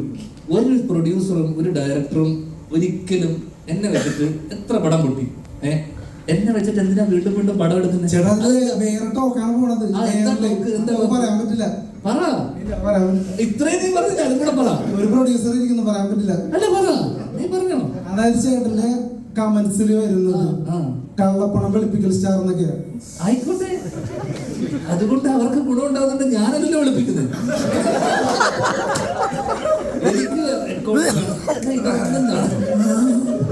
അതുകൊണ്ട് എനിക്കെന്താണ് ഗുണം? ആ രീതിയിൽ അവർക്ക് ഗുണം ഉണ്ടാവുന്നുണ്ടോ? അപ്പൊ എന്റെ പടം ഏതോ നഷ്ടമായിട്ടില്ല, എല്ലാരും വിളിപ്പിച്ചില്ലേ? പൈസയെല്ലാം വന്നില്ലേ? ഡയറക്ടർ പ്രൊഡ്യൂസർ സ്ക്രിപ്റ്റ് വായിച്ച് നോക്കണമെന്നൊക്കെ പറയുന്നുണ്ട്. ഇത് വായിച്ചു നോക്കാതെ ഒന്നല്ല ഒരു സിനിമ ഇറങ്ങുന്നത്. ഇറങ്ങുമ്പോ അങ്ങനെ അത്രയും സിനിമ ഇവിടെ ഇറങ്ങുന്ന അത്രയും സിനിമ ജനങ്ങൾക്ക് ആവശ്യമില്ല. 150 സിനിമ ഇറങ്ങുന്നുണ്ട്. 12 മാസമല്ലേ ഉള്ളൂ, 365 ദിവസമുള്ളൂ. 150 ദിവസമുള്ള ആൾക്കാർക്ക് സിനിമ കണ്ടുണ്ട്. അപ്പൊ അത്രയും ചോയ്സ് ഉണ്ട്. എല്ലാ സാധനവും ഇവിടെ ഒരുപാട് ഇറങ്ങുന്നുണ്ട്. ഇവിടെ ഇറങ്ങുന്ന ബിസ്ക്കറ്റും പേസ്റ്റും അരിയും മണ്ണെണ്ണയും കാറും എല്ലാം ഒരുപാട് ബ്രാൻഡുകളുടെ ഒരുപാടെണ്ണം ഇറങ്ങുന്നുണ്ട്. നമുക്ക് ആവശ്യമുള്ളത് മാത്രമേ നമ്മൾ എടുക്കുള്ളൂ. നീ വഴി കൂടെ നടന്നിട്ട് ഹോട്ടലുകളുണ്ട്. ഓരോ 2 മാസം ഇടവിട്ട് നീ ഹൈവേ വഴി യാത്ര ചെയ്ത ഹോട്ടൽ തുറക്കും, ഹോട്ടൽ കൂട്ടും, കട തുടങ്ങും. അതുപോലൊരു സംഭവം മാത്രമാണ് ഇവിടെ നടക്കുന്നത്. പലതും വരും, പലരും വീണ്ടും അത് ചെയ്യാൻ തീരുമാനിക്കും. ആ കാലത്തുള്ളതിനേക്കാൾ സിനിമയ്ക്ക് മറ്റ് വ്യാവസായിക അടിസ്ഥാനത്തിലുള്ള കച്ചവടങ്ങളൊക്കെ നടന്നു തുടങ്ങുന്നത് കൊണ്ടും ധ്യാന്റെ പടത്തിന് ആ ലെവലിലുള്ള കോസ്റ്റ് വലിയൊരു 100 കോടി പടമൊന്നും അല്ല ധ്യാന്റെ പടം എന്ന് പറഞ്ഞ് വരുന്നതും ഇല്ല. നമുക്ക് ചെറിയ പടം ചെയ്യാൻ ആഗ്രഹമുള്ള ഒരാൾ വരുമ്പം അത് ഇൻഡസ്ട്രിയെ നിയന്ത്രിക്കുന്ന ഒരാൾ, നീ സിനിമയിൽ വരാൻ ആഗ്രഹിക്കുന്നു എന്ന് പറഞ്ഞില്ലേ, അതേപോലെ സിനിമ ചെയ്താൽ മതി എന്ന് ആഗ്രഹിക്കുന്ന ആൾക്കാരുണ്ട്. അവരെന്തായാലും ഒരു സിനിമ ചെയ്യും. അവർ ചെയ്യാൻ സിനിമ വരുമ്പം അവർ നോക്കിയെടുക്കുമ്പോൾ അവർക്ക് വലിയ ആൾക്കാരുടെ പുറകെ പോകാനോ കിട്ടാനുള്ള സാധ്യതയില്ലെങ്കിൽ അവർക്കൊരു സിനിമ ചെയ്യണം എന്നുള്ളൊരു ആഗ്രഹമാണ്. കിട്ടിയാൽ കിട്ടി, പോയാൽ പോട്ടെ, ലോട്ടറി എടുക്കുന്ന പോലെയാണ്. അതൊക്കെയാണ്. പക്ഷേ ആ പടത്തിന്റെ റിലീസിന് മുമ്പ് അതൊരു പടക്കമായിരിക്കും. മുമ്പൊന്നും പറഞ്ഞിട്ടില്ല. ഞാൻ റീല് കാണിച്ചത് ശ്രീകാന്ത് വെട്ടിയാര് അപ്ലോഡ് ചെയ്തിട്ടുണ്ട്. അതിൽ പടക്കം ഇട്ടുണ്ടാണോ നാളെ എന്റെ ഒരു ഗുണ്ട് വരുന്നുണ്ട് എന്നുള്ള രീതിയിൽ. നിനക്ക് ഈ പ്രൊഡ്യൂസർമാർക്ക് ഇവിടെ ഇരിക്കുന്നവർക്കും ഇല്ലാത്ത വേദന എന്താണ് നിനക്ക്?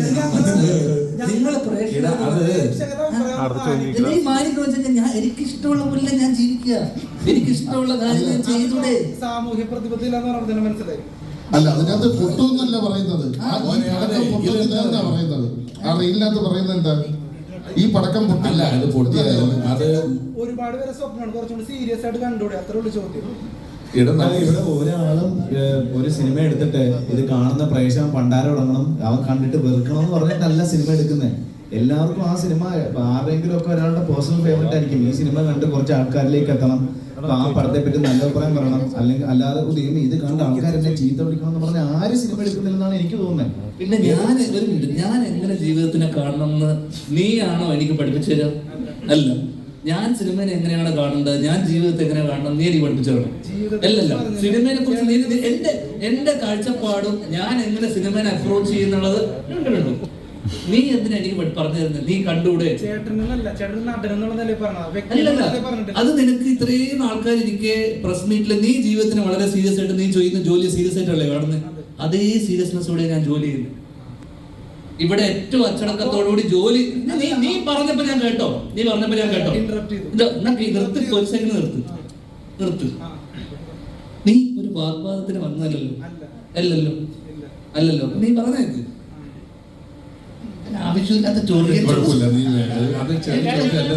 നീ ചെയ്ത പോലെ തന്നെ അവരുടെ അടുത്ത് അവരിതായിട്ട് ചോദിക്കുന്ന ഞാൻ സീരിയസ് ആവണോ, ഞാൻ എന്താവണം എന്നുള്ളത് നീ എനിക്ക് പറഞ്ഞു തരണ്ടല്ലോ. മോനെ, ഒരു സെക്കൻഡ്, അതായത് അത് സീരിയസ് ആയിട്ടൊക്കെ എടുക്കുന്നുണ്ട്. സിനിമ പൊളിയുന്നു, ഈ പൊളിഞ്ഞു എന്നുള്ള കാര്യം മനസ്സിലാക്കുന്നുണ്ട്.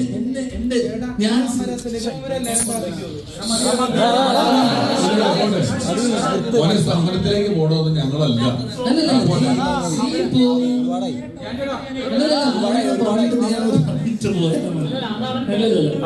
അവൻ പേഴ്സണൽ ചോദിച്ചോളൂ, പ്രശ്നം ചോദിക്കണ്ട. അവന്റെ പ്രൊമോഷന് വേണ്ടി ചോദിക്കണേ, അത് വേറെ ഒന്നുമല്ല. അവന്റെ പ്രൊമോഷന് വേണ്ടി ചോദിക്കണേ, അതിനകത്ത് യാതൊരു ബന്ധമല്ല. നീ പേഴ്സണലായിട്ട് നീ ചോദിച്ചാൽ മതി.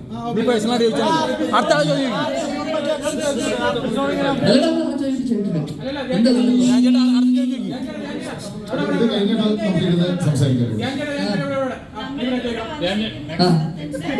ഇത് നല്ലൊരു കോമഡി സിനിമ, ഇത് സീരിയസ് സിനിമ ഒന്നുമല്ല. അതിനനുസരിച്ച് ചോദിച്ചാൽ ആ റീൽ ഉൾപ്പെടെ എല്ലാം കോമഡി. അതെ, അത്ര കോമഡി കണ്ടാൽ മതി. ഒരിക്കലും നമ്മള് ഈ പറയുന്ന ഇത്രയും ആൾക്കാർ നീ ഇപ്പൊ ആലോചിച്ച് നോക്ക്. ഞാൻ സീരിയസ് ആയിട്ട് അത് വളരെ പേഴ്സണൽ ആണ് നീ ചോദിച്ച കാര്യം. ഞാൻ ചോദിച്ച അത് നിനക്ക് എൻ്റെ അടുത്ത് ഈ ഒരു പടത്തിന് ഞാൻ പ്രൊമോട്ട് ചെയ്യാൻ നിൽക്കുന്ന ഒരു സ്ഥലത്ത് ഇത്രയും ആൾക്കാർ ഇരിക്കുന്ന സ്ഥലത്ത് ഒരു മിനിറ്റ് അപ്പൊ ഞാൻ പറയല്ലേ, നീ അത് കേക്ക്. നീ ഒരു ചോദ്യം ചോദിച്ചില്ലേ, നിങ്ങൾ കുറച്ചുകൂടെ സീരിയസ് ആയി കണ്ടോ? അത് ഞാൻ മറുപടി പറയട്ടെ. ഞാൻ എങ്ങനെ ജീവിതത്തിനെ കാണണം, ഞാൻ എങ്ങനെ സിനിമയെ അപ്രോച്ച് ചെയ്യണം എന്നുള്ളത് നീ എനിക്ക് ദയവ് ചെയ്ത് പറഞ്ഞു തരുന്നു. ഒരിക്കലും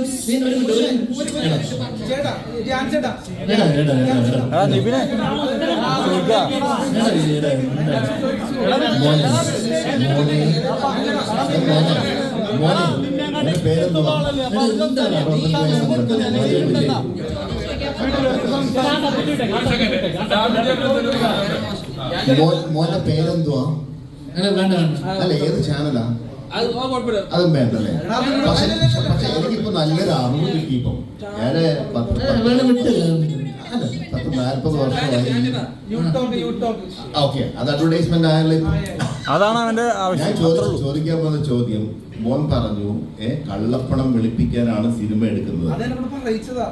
അല്ല, യൂട്യൂബില് താഴെ ഇടുന്ന കമന്റ് വായിച്ചിട്ടാണോ നീ പറയാ കള്ളപ്പണം പഠിപ്പിക്കുന്ന കാര്യം? നിനക്ക് എന്ത് അടിസ്ഥാനം ഉണ്ടായിരുന്നു പറയാൻ? എന്ത് പ്രൂഫ് ഉണ്ട്? എന്ത് പ്രൂഫ് ഉണ്ട് നീ പറയുന്നതിന്? ഈ താഴെ യൂട്യൂബിൽ കമന്റ് ഇടുന്ന ആൾക്കാരാണ് പറഞ്ഞിട്ടല്ലേ? നിനക്ക് എന്തെന്ന് അറിയാമോ ഇതിനെ കുറിച്ച്, സിനിമയെ കുറിച്ച്? അപ്പൊ മിണ്ടരുത്. ആവശ്യമില്ല. നമ്മളൊരു സ്ഥലത്ത് വരുമ്പോ ഞാൻ ഇവരൊക്കെ എത്ര കാലമായി കാണുന്നത് അറിയാമോ? അൺപ്ലസന്റ് ആയിട്ടുള്ള ഒഫെൻസീവ് ആയിട്ടുള്ള ചോദ്യങ്ങൾ ചോദിക്കുന്നത് നിർത്തുക.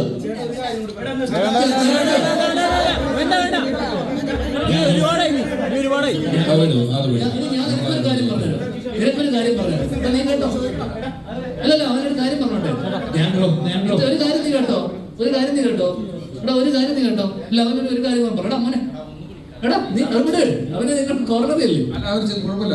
എടാ എന്തുകൊണ്ടാണ് എനിക്ക് ഇത്ര സിനിമ എന്നറിയാമോ? ആൾക്കാരെ വെറുപ്പിക്കാതിരിക്കുക. വെറുപ്പിക്കുന്ന ചോദ്യങ്ങൾ ചോദിക്കുന്നത് വേണ്ടത് വെറുപ്പിക്കരുത്. ഇവിടെ വേണ്ടത് സിറ്റ് പടം ചെയ്യുക, ഇതൊന്നുമല്ല. അച്ചടക്കം, മര്യാദ, എവിടെ എന്ത് സംസാരിക്കണമെങ്കിലും വെറുപ്പിക്കാതിരിക്കുക. നീ ഇത്രയും ആൾക്കാര് പറഞ്ഞിട്ട് നീ വെറുപ്പിച്ചു, എന്നെ വെറുപ്പിച്ചു. ഇത്രയും ആൾക്കാര് നിനക്ക് ഒരു വില ഞങ്ങളെടുത്തുണ്ടോ? ഒന്നുമില്ലല്ലോ. നീ ഇത്ര തവണ ഞാൻ കുഴപ്പമില്ല. ഇതിനെയും അതിന്റേതായ രസത്തിൽ തന്നെ എടുത്താൽ മതി. കുഴപ്പമില്ല. നിന്നോട് എനിക്ക് ഉത്തരം പറയാനില്ല. ഇത്ര ആൾക്കാർ പറയുന്നത് പ്രൊമോഷൻസിന്റെ കാര്യങ്ങൾ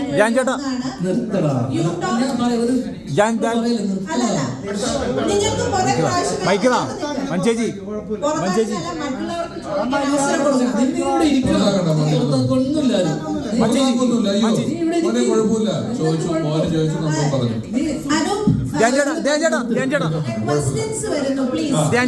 ഓക്കെ ഓക്കെ, അടുത്ത ക്വസ്റ്റ്യൻ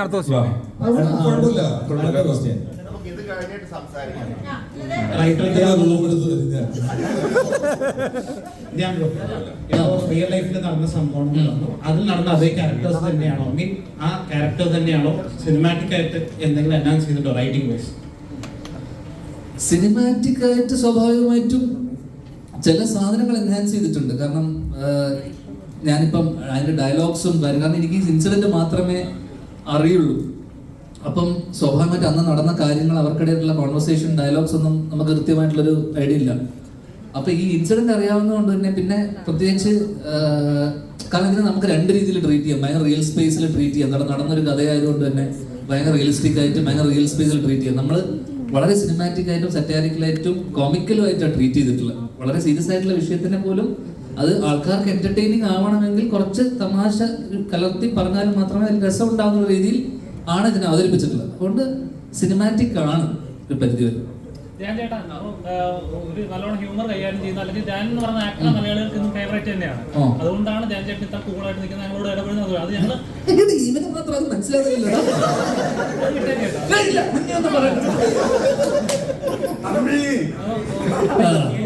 എടാ നിനക്ക് എന്നോട് എന്തെങ്കിലും പ്രശ്നമുണ്ടോ? ചോദ്യം ചോദിക്കരുത്, പ്രശ്നം കഴിഞ്ഞു. ഇത്രയും സ്വാതന്ത്ര്യത്തിൽ നിനക്കൊരു ഒരാളോട് സംസാരിക്കാൻ പറ്റുന്നത് ഞാൻ ഈ ഇൻഡസ്ട്രിയിൽ ഞാൻ മാത്രമായിരിക്കും. അല്ലെങ്കിൽ നീ ഫസ്റ്റ് ചോദ്യത്തിൽ പടത്തിലല്ലേ നിന്നെ പുറത്താക്കിയത്, നീ ഒരിക്കലും ഇവിടെ മോനെ ഇതിന്റെ മോന്റെ ജോലിയിൽ പഠിച്ചു വരികയാണ്.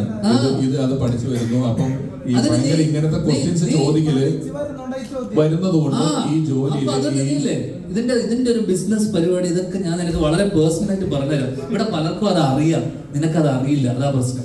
ഓക്കെ, ഞാൻ പറഞ്ഞുതരാം പേഴ്സണലായിട്ട്.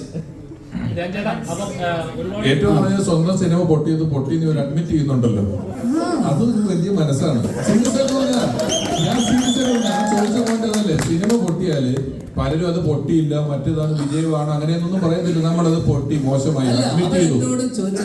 നിങ്ങൾക്ക് സിനിമ സീരിയസ് ആയിട്ട് കണ്ടുകൂടെ എന്ന് ചോദിക്കുമ്പോ ഞാൻ സിനിമ സീരിയസ് ആയിട്ട് കാണാത്തതല്ലോ, ഞാൻ വളരെ സീരിയസ് ആയിട്ട്. നീ ഒരാളെ മാത്രം സീരിയസ് ആയിട്ട് കണ്ടിട്ട് എന്താ കാര്യം? പ്രൊഡ്യൂസർ കാണണ്ടേ? ഇതിന്റെ പ്രൊഡ്യൂസർ, ഡയറക്ടർ, ഇവരൊക്കെ സീരിയസ് ആയിട്ട്. നമ്മൾ ആക്ടേഴ്സ് എന്താണെന്നറിയാമോ, നമ്മൾ ടൂളാണ്. നമ്മൾ എന്നെ ഉപയോഗിച്ച് വർഷങ്ങൾക്ക് ശേഷം നമ്മുടെ സിനിമ ചെയ്തു. അതിന് ഞാൻ അത്യാവശ്യം നിനക്ക് അഭിനയിച്ചിട്ടില്ലേ, ആ പടം ഓടിയില്ലേ, നല്ല അതിന്റെ പുറകിൽ ഒരു നല്ല സംവിധായകരുണ്ടായിരുന്നു, എഴുത്തുകാരുണ്ടായിരുന്നു. ഇതൊക്കെയാണ് അതിന്റെ അവിഭാജ്യ ഘടകം. എന്തൊക്കെയാ? എഴുത്ത്, നീ പറഞ്ഞ പോലെ നല്ല എഴുത്തുകാർ വേണം. ഇത് എന്റെ കോളല്ല, നമുക്ക് വരുന്നതേ ചെയ്യാൻ പറ്റുള്ളൂ. നിനക്കൊരു ജോലി ചെയ്തിരുന്നു, ഒരാൾ ജോലി ചെയ്ത് നമ്മൾ ഫ്രീലാൻസ് ചെയ്യുന്ന ആൾക്കാരാണ്. അപ്പൊ ഞാൻ എന്ത് ചെയ്യും, അവരുടെ ഗട്ട് ഫീലിങ്ങിനെ നമ്മൾ വിശ്വസിക്കും. കാരണം എല്ലാവരും ആദ്യ സിനിമ ചെയ്യാൻ വരുന്ന ആൾക്കാരാണ്. ഇതുപോലെ നിന്റെ പ്രായത്തിലുള്ള പഠിക്കുന്ന പിള്ളേര് ആദ്യ സിനിമ ചെയ്യാൻ വരുന്ന ആൾക്കാർ എൻ്റെ അടുത്ത് വന്ന് പറയുന്നു, ചേട്ടാ ഒന്ന് കൂടെ നിൽക്കണം. ഞാൻ ഇവരോടൊക്കെ പലപ്പോഴും പറഞ്ഞിട്ടുണ്ട്, ചിലപ്പോൾ ഓടില്ല. നമ്മൾ അവരെ കൺവിക്ഷനെ വിശ്വസിച്ച് നമ്മൾ സിനിമ അവർക്ക് ഡേറ്റ് കൊടുക്കും. അവര് ആത്മാർത്ഥമായി ശ്രമിക്കും. പൊട്ടിപ്പോ ഈ 150 പടം ഇറങ്ങുന്നില്ലേ, നമ്മളൊക്കെ വിദേശത്തൊക്കെ പ്രോഗ്രാമിന് മുമ്പ് ചില ആൾക്കാർ പരിചയപ്പെടും, ഒരു പടം ചെയ്യണമെന്ന് പറയും. ഇരുത്തി എങ്ങനെയാണ് സിനിമ തിയേറ്റർ എടുക്കുന്നത്, ഏത് സമയത്തെ ഷോകൾ നിങ്ങൾക്ക് കിട്ടും, നിങ്ങൾ പടം ചെയ്താൽ ഈ 9:30 രാവിലെ 8:30 ഷോ ഇട്ട ആള് പോലും നൽകുക, എങ്ങനെയാണ് സ്ക്രീൻ എടുക്കുന്നത്, എങ്ങനെയാണ് ഇതിന്റെ ബിസിനസ്, നിങ്ങൾ ഇപ്പോൾ ഇത് ചെയ്താൽ നിങ്ങൾക്ക് നഷ്ടം വരുമെന്നൊക്കെ പറഞ്ഞ് കൃത്യമായി ക്ലാസ് എടുത്ത് വിട്ടവനും 2 മാസം കഴിയുമ്പോൾ ചെയ്തു കേട്ടോ പടമൊന്നും പറഞ്ഞ് നിൽക്കുന്നത് ഞാൻ കണ്ടിട്ടുണ്ട്. അത് ചിലർ ടൂർ പോകുന്ന പോലെ, ചിലർക്ക് അതൊരു അവർ വിദേശത്ത് പോയതും ഒക്കെ ചിലപ്പോൾ അല്ല എവിടെ ആയിക്കോട്ടെ, അവർ പൈസ ഉണ്ടാക്കുക, ഒരു പടം ചെയ്യുക എന്നുള്ള ആഗ്രഹത്തിന് പോയ ആളുകളാണ്. അവരതിന് വരുന്നു, അവരത് ചെയ്യുന്നു. ഇത് കിട്ടിയില്ലെന്നോർത്ത് ഇതോടുകൂടി അങ്ങനെ നശിച്ച് വഴിയാധാരമാകുന്ന പ്രൊഡ്യൂസർമാരൊന്നും അല്ല. നല്ല ആളുകൾ, നല്ല അവരുടെ ഒരു ചെറിയൊരു എമൗണ്ട് വെച്ച് ഒരു ആഗ്രഹപ്പടം ചെയ്യുന്നു. ആ ആഗ്രഹപ്പടത്തിന് അവൈലബിൾ ആകുന്ന ആക്ടർമാരെ തട്ടുന്നു, അതിന് കിട്ടുന്നു, ചെയ്യുന്നു, അത്രേ ഉള്ളൂ. നിന്നോട് ഒരു ദേഷ്യവും ഒരു % പോലും ഞങ്ങൾക്ക് ആർക്കും ഇല്ല. നീ അതിന്റെ പേരിൽ മനസ്സ് വേദനിക്കേണ്ട ആവശ്യവുമില്ല. അങ്ങനെ കേട്ടോ, നിന്റെ പോയതിൽ നിന്നെ പോലെയായിരുന്നു ഞാൻ.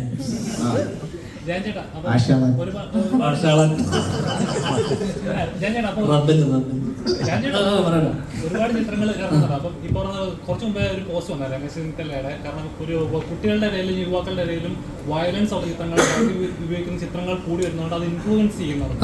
അപ്പൊ ശരിക്കും പറയുന്നത് അവിടുത്തെ ഹ്യൂമറുള്ള ഫാമിലി ഓറിയന്റഡ് ചിത്രങ്ങളല്ലേ ഇച്ചിലൂടെ തിയേറ്ററിൽ ഓടേണ്ടത്. എടാ അത് ഇതെങ്ങനെ മാനസികമായിട്ട് ഇവരെ ഇൻഫ്ലുവൻസ് ചെയ്യുന്നതെന്ന് ചോദിച്ചു കഴിഞ്ഞാൽ നമുക്കത് ഇത് പേഴ്സൺ ടു പേഴ്സൺ അല്ലേ. ഇപ്പം നമ്മളിതൊരു സിനിമ മാർക്ക് കൊണ്ടിട്ട് നമ്മൾ ആരും പോയിട്ട് ഇതുപോലത്തെ കാര്യങ്ങൾ ചെയ്യില്ല. ഇത് ഡിപ്പെൻഡ്സ് ഓൺ അവരുടെ ചൈൽഡ്ഹുഡ്, അവരുടെ ഇത്തരത്തിലുള്ള അവരുടെ സ്കൂളിങ്, ഇതിനൊക്കെ അടിസ്ഥാനപരമായി ഇതൊക്കെ അപ്ബ്രിങ്ങിങ്ങിനനുസരിച്ചിരിക്കും. മനസ്സിലായി? അവർക്കുണ്ടായിട്ടുള്ള ട്രോമകൾ അവരുടെ അനുസരിച്ചിരിക്കും. ഇതൊക്കെ സിനിമക്ക് ഒരു പരിധി കൂടുതലൊന്നും ഇൻഫ്ലുവൻസ് ചെയ്യാൻ പറ്റുന്ന എനിക്ക് തോന്നുന്നില്ല. ഇൻഫ്ലുവൻസ് ഉണ്ട്, ഇല്ല എന്നല്ല, പക്ഷെ അൾട്ടിമേറ്റ്ലി ആ വളർന്നു വരുന്ന ആ ചെറുപ്പക്കാരൻ്റെ അപ്ബ്രിങ്ങിങ്ങും കുട്ടിക്കാലം അല്ലെങ്കിൽ അയാളുടെ അഡോളസെന്റിൽ അയാൾ കാണുന്ന ചുറ്റുമുള്ള ആൾക്കാർ, അപ്പം എല്ലാ സാധനം ഇൻഫ്ലുവൻസ് ചെയ്യും. സിനിമ മാത്രമല്ലല്ലോ, സൗഹൃദം ഇൻഫ്ലുവൻസ് ചെയ്യും, അയാളുടെ റിലേറ്റീവ്സ്, ഇതൊക്കെ ഇൻഫ്ലുവൻസ് ചെയ്യും. അപ്പൊ സിനിമേനെ മാത്രം നമുക്ക് അടിച്ച് ഈ സിനിമ കണ്ടതുകൊണ്ട് ഇയാൾ ഇങ്ങനെ ആയിപ്പോയി എന്ന് നമുക്ക് പറയാൻ പറ്റില്ല. ചുറ്റുപാട് നടക്കുന്ന പല കാര്യങ്ങളും ഇൻഫ്ലുവൻസ് ചെയ്യും. സിനിമയും ചിലപ്പോൾ ഇത്തരം വയലന്റ് ആയിട്ടുള്ള സിനിമകൾ വരുന്ന സമയത്ത് അതും ഇൻഫ്ലുവൻസ് ചെയ്യാൻ സാധ്യതകളുണ്ട്. ഞാനൊരു കാര്യം പറഞ്ഞോട്ടെ, അതായത് ഒരു വലിയ കൊലപാതകം, ആ കൊലപാതകത്തിന് ശേഷം 2 വീട്ടുകാർ തമ്മിൽ വലിയ പ്രതികാരം, വർഷങ്ങളോളം പ്രതികാരം തമ്മിൽ മിണ്ടൂല്ല എന്നൊക്കെയുള്ള കഥയാണ് ഗോഡ് ഫാദറിന്റെ യഥാർത്ഥ കഥ. എൻ്റെ ലക്ഷ്മി കൈകളിൽ കിടന്ന് പിടഞ്ഞു മരിച്ചു എന്നൊക്കെ പറയുന്നത് വെട്ടിക്കൊന്നതാണ്. ഒരു കൊലപാതകവും കാണിക്കാതെ മലയാളത്തിൽ ഏറ്റവും കൂടുതൽ കാലം 450 ദിവസം തിയേറ്ററിൽ ഓടിയ പടമാണ് ഗോഡ് ഫാദർ എന്ന് പറയുന്നത്.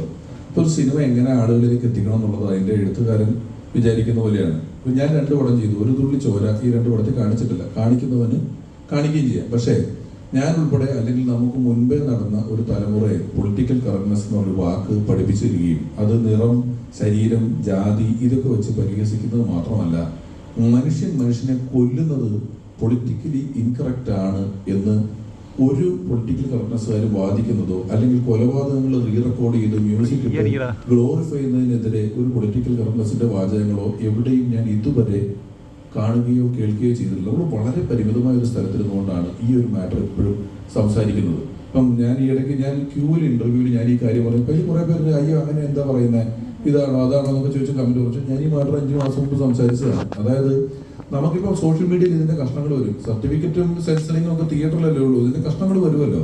അപ്പൊ ഈ ക്രൈം ഈ ലെവലിൽ ഗ്ലോറിഫൈ ചെയ്ത് അവതരിപ്പിക്കുക, വില്ലനായിട്ട് അഭിനയിച്ച ആൾക്കാർ വളരെ സ്റ്റാറിനെ പോലെ നടക്കുക, നിൽക്കുക, നിരന്തരം കൊല്ലുക, കൊലപാതകം എന്നൊക്കെ പറഞ്ഞാൽ വലിയ പടങ്ങൾ ഉൾപ്പെടെ കഴുത്ത് വെട്ടിക്കളയോ മറ്റു വരെന്ന് പറയുന്നത് നിരന്തരം കാണുമ്പോൾ ഇത് സ്വാഭാവികമാണെന്ന് തോന്നും. വളരെ നാച്ചുറലായ ഒരു പ്രോസസ്സ് പോലെ, വളരെ ഞാൻ പറഞ്ഞതുപോലെ അങ്ങനത്തെ സാധാരണഗതിയിലല്ലാത്ത ആളുകൾക്ക് നാച്ചുറൽ ആണെന്ന് തോന്നാം. ചെറിയൊരു നിയന്ത്രണം ഉള്ളത് നമ്മുടെ നാട്ടില് കളിപ്പാട്ടങ്ങളുടെ കൂട്ടത്തിൽ തോക്ക് വെക്കുന്ന നാടായിരുന്നു.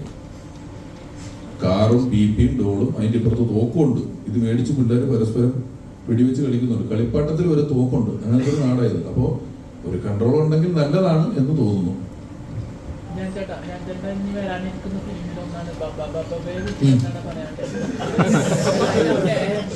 സോഷ്യൽ മീഡിയയിൽ ഭയങ്കരമായിട്ട് ഹൈപ്പ് വരുന്നുണ്ട്.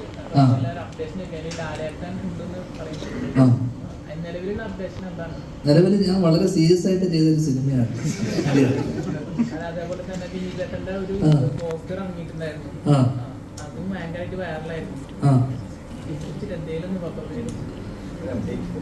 അപ്ഡേറ്റ് ഒന്നും ഇല്ലടാ. ഇപ്പൊ എനിക്ക് തോന്നുന്നു ദിലീപേട്ടൻ്റെ നിങ്ങളെ വിളിച്ചു വരുത്തേക്കിലൂടെ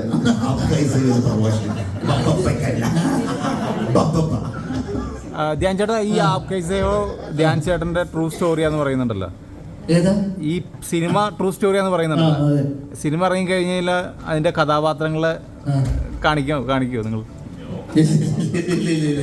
ഒരിക്കലും കാണിക്കാൻ പറ്റത്തില്ല. മഞ്ഞുമൽ ബോയ്സ് ഒക്കെ കണ്ട പോലെ സാഹസിക കൃത്യമൊന്നുമല്ല ഇവരുടെ കൂട്ടുകാർ ചെയ്തേക്കുന്നത്. അത്യാവശ്യം ട്രെയിലർ കണ്ടാലുള്ള സംഭവങ്ങൾ ചെറുതിനെ മനസ്സിലായി കാണുമല്ലോ. അത്ര സാഹസികതകളില്ല. അവന്മാര് ചിലപ്പോ പഞ്ചായത്ത് വിട്ട് പോവാൻ സാധ്യതയുണ്ട്. ഇങ്ങനെ അവരോട് പറഞ്ഞിട്ടില്ല നിങ്ങളുടെ കഥയാന്നുള്ളത്. അവര് ഫ്രഷ് ആയിട്ട് വന്ന് കാണുമ്പോ ഇത് ഇവന്റെ എന്ന് അറിഞ്ഞാൽ അവൻ പഞ്ചായത്ത് വിട്ട് പോകും. അതുപോലത്തെ കഥയാണ്. ബാച്ചിലർ പാർട്ടീസിൽ എന്തൊക്കെ നടക്കാൻ നമുക്ക് ഏകദേശം ഒരു ഊഹമുണ്ട്. ബാച്ചിലർ പാർട്ടിയിൽ എന്തെങ്കിലും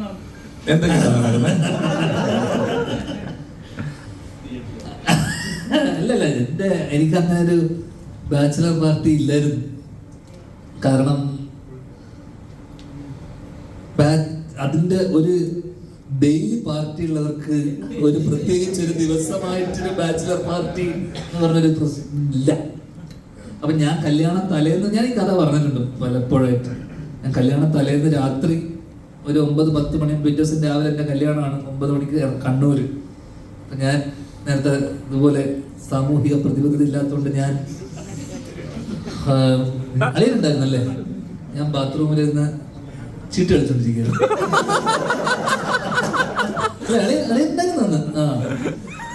ചീട്ട് കളിക്കുന്നു. പിറ്റേ ദിവസം രാവിലെ ഞാൻ എറണാകുളത്താണ്. 10:30 മണിക്ക് രാവിലെ എൻ്റെ കല്യാണം. രാത്രി 9-9:30 വരെ ഞാൻ എറണാകുളത്ത് ബാത്റൂമിൽ നിന്ന് മത്സരിച്ച് ചീട്ട് കളിയാണ്. അങ്ങനെ ആരോ വന്നിട്ട് എന്നോട് ചോദിച്ചു പോണ്ടേന്ന് ചോദിച്ചു. അപ്പൊ രാവിലത്തേക്ക് ഷർട്ട് എടുക്കണം, മുണ്ട് വാങ്ങണം, ഒന്നുമില്ല എൻ്റെ കയ്യിൽ. അങ്ങനെ രാവിലെ അപ്പൊ എന്നെ ആരും വിളിക്കുന്നുമില്ല. അതായത് കല്യാണത്തിന് ആരും നീ വരുന്നില്ലേ എന്ന് പോലും ആരും വിളിക്കുന്നില്ല. പലരുടെയും വിചാരം അച്ഛൻ വിളിച്ചില്ല, അമ്മ വിളിച്ചില്ല, ആരും വിളിക്കുന്നില്ല. ഞാൻ പിന്നെ എന്തിനാ പോണേ അങ്ങോട്ട്. ഷൂട്ട് മാറ്റി വെച്ചു. അങ്ങനെ രാത്രി ഒരു 9-10 മണിയായപ്പോഴാണ് ഈ മത്സരത്തിനിടയിൽ എൻ്റെ ആരോ മാമൻ വിളിച്ചെന്നെ. അരവിന്ദന്റെ അതിഥികളൊക്കെ ചെയ്ത ജാതിജാതൊക്കെ ചെയ്ത് മാമൻ വിളിച്ചിട്ട് പറഞ്ഞു നീ വരുന്നില്ലേന്ന് ചോദിച്ച്. അങ്ങനെ ഹോട്ടലുണ്ടോന്ന് ചോദിച്ചു. അപ്പൊ ഞാൻ പറഞ്ഞു ഇല്ല, ഞാൻ എറണാകുളത്താന്ന് പറഞ്ഞു. അങ്ങനെ ആ 10-10:30-11 മണിക്ക് ഞാൻ പുറപ്പെട്ട് ഏകദേശം 4-4:30 മണി വരെ 4-5 മണിയൊക്കെ ആയപ്പോഴാണ് എത്തിയത്. 6 മണി അപ്പോഴേക്ക് ഞാൻ വരുന്ന വഴിക്ക് നീരജിനെ ഹോട്ടലിൽ വെച്ച് കാണുന്നു. ഇവന്റെ കുറെ കലാപരിപാടിയൊക്കെ കഴിഞ്ഞതിന് ശേഷം 9:30 മണിക്ക് ഞാൻ ഉറങ്ങാതെ എഴുന്നേറ്റ് നേരെ ഒരു 9:30 മണിക്ക് ആരോ തന്ന ഡ്രസ്സ് ഇട്ട് ഞാൻ നേരെ കല്യാണം താലി ചേർത്തു. തിരിച്ച് അതേപടി എറണാകുളത്ത് നിന്ന് പിറ്റേ ദിവസം ചീട്ടുകളി പാരി സൈഡ്. ഇങ്ങനെ കല്യാണം കഴിക്കാനും വളരെ യോഗം. ഇങ്ങനെ കല്യാണം കഴിക്കാനും വളരെ യോഗം. പിന്നെ അല്ല, വർഷങ്ങളായിട്ടുള്ള ഒരു സൗഹൃദം ഉള്ളത് കൊണ്ട് പുള്ളിക്കാരിക്ക് നമ്മുടെ ദൈനംദിന ജീവിതത്തിന്റെ പരിപാടിയൊക്കെ അന്ന് ഇപ്പൊ അതൊക്കെ നിർത്തി. ഇന്ന് സൂപ്പിലിടോ മാത്രം. ധ്യാൻ ചേട്ടാ, ഈ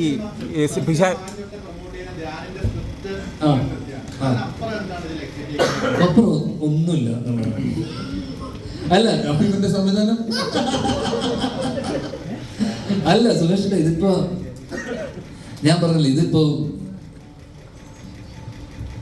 നേരത്തെ പറഞ്ഞ പോലെ മാർക്കോ അല്ലെങ്കിൽ ഇപ്പം ത്രില്ലർ, വയലൻസ് സിനിമകൾ, എല്ലാതരം സിനിമകളും നമുക്കിപ്പോ ഇപ്പൊ ജാതി ജാതകം വന്നു, റൊമാൻസ് വരുന്നു. ഇപ്പം കഴിഞ്ഞ കുറച്ച് കാലങ്ങളായിട്ട് നമ്മൾ കാണുന്ന സീസൺ ഹിറ്റ് അടിക്കുന്ന പല സിനിമകളും ത്രില്ലേഴ്സാണ്.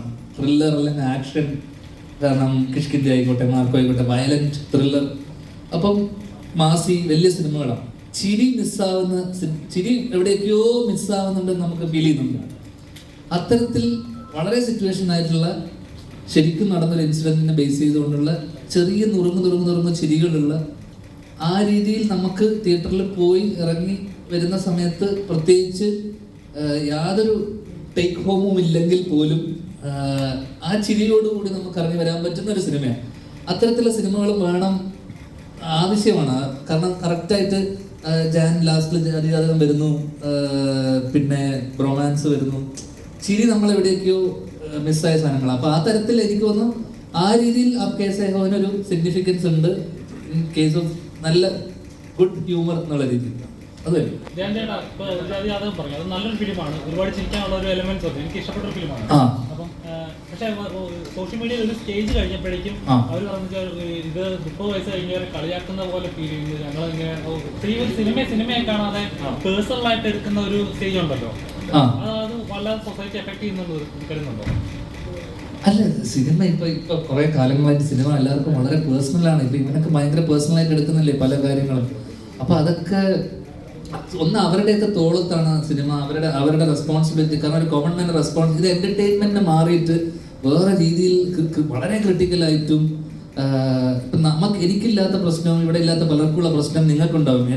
എൻ്റെ കരിയറിനെ ആലോചിച്ച്, എൻ്റെ ജീവിതത്തെ ആലോചിച്ച്, എൻ്റെ ഇതിനെ പ്രതിസന്ധി, മലയാള സിനിമയുടെ പ്രതിസന്ധി ഒക്കെ അവൻ്റെ തോളിലാണ്. ഒക്കെ അവർക്ക് പേഴ്സണലാണ്, മനസ്സിലായില്ലേ?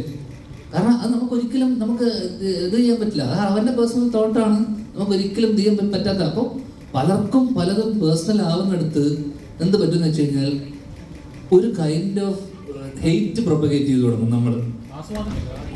അപ്പൊ ഈ ഹെയ്റ്റ് എന്ന് പറയുന്ന സാധനം, ഞാൻ ഇവനെ ഒന്നും ചെയ്തിട്ടില്ല, പക്ഷെ അവൻ എന്നോട് വെറുപ്പുണ്ട്, ഞാൻ ഇവൻ എന്ത് ചെയ്തു?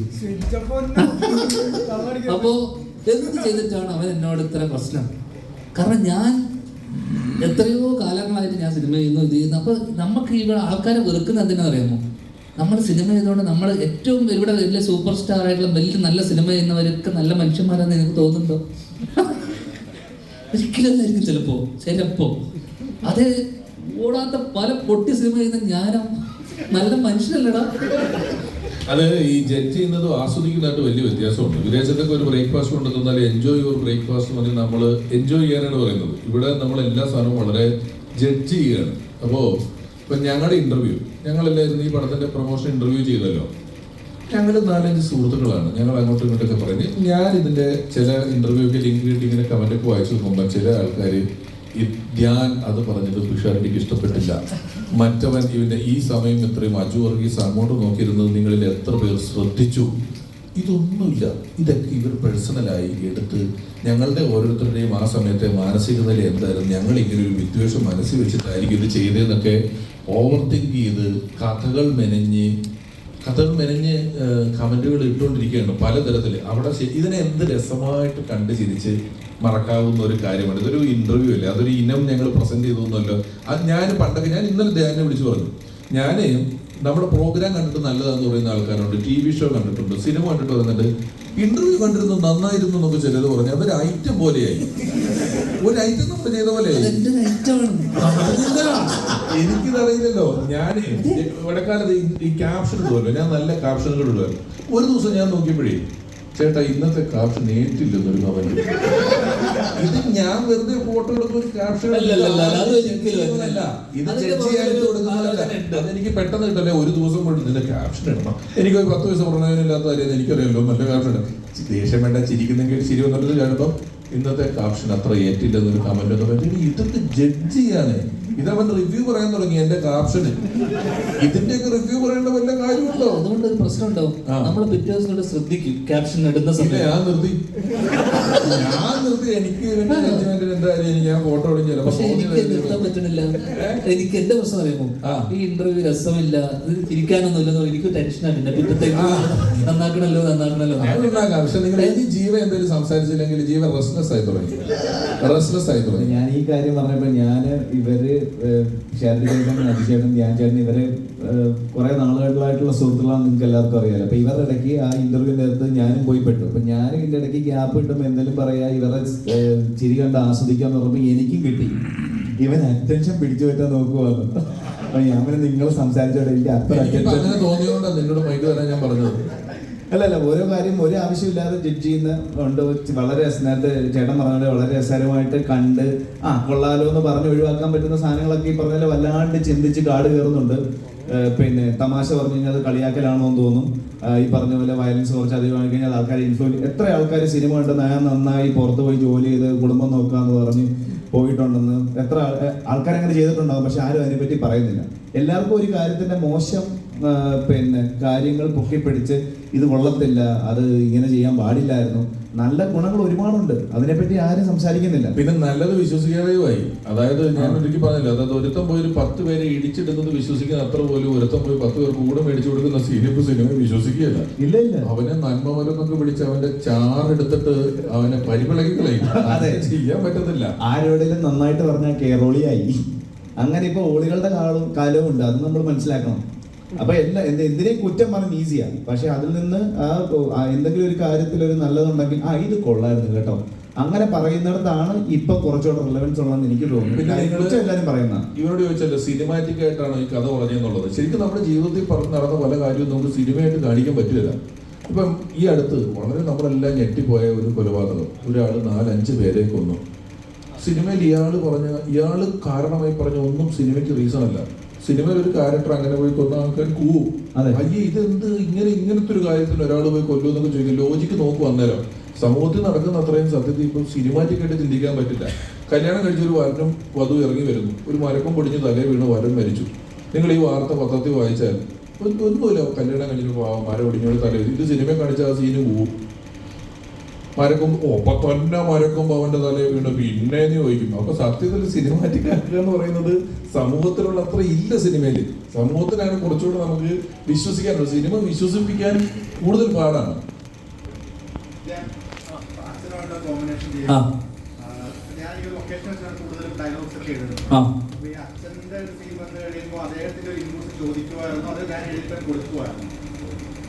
അന്നത്തെ ദിവസം നമ്മൾ എഴുതിയിട്ട് പുള്ളിയുടെ അടുത്ത് നമ്മളൊന്ന് ഡിസ്കസ് ചെയ്തു.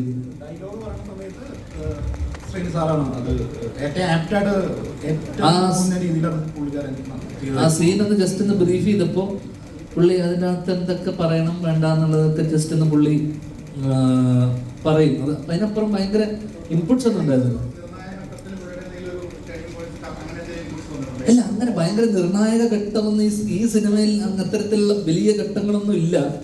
ഇതിലൊരു നമ്മൾ കോമിക്കലായിട്ടും വളരെ സെറ്റാരിക്കലായിട്ടും പറഞ്ഞു പോകുന്നതുകൊണ്ടും ഈ ഇൻസിഡന്റ് കൃത്യമായിട്ട് പുള്ളിക്ക് അറിയാവുന്നതുകൊണ്ടും അവിടെ വലിയ കോൺവെർസേഷൻസോ ഡയലോഗുകളോ അല്ലെങ്കിൽ അത്തരത്തിലുള്ള സംഭാഷണങ്ങളൊന്നും ഇല്ല ആ പുള്ളി വരുന്ന ഏരിയയിൽ പ്രത്യേകിച്ച്.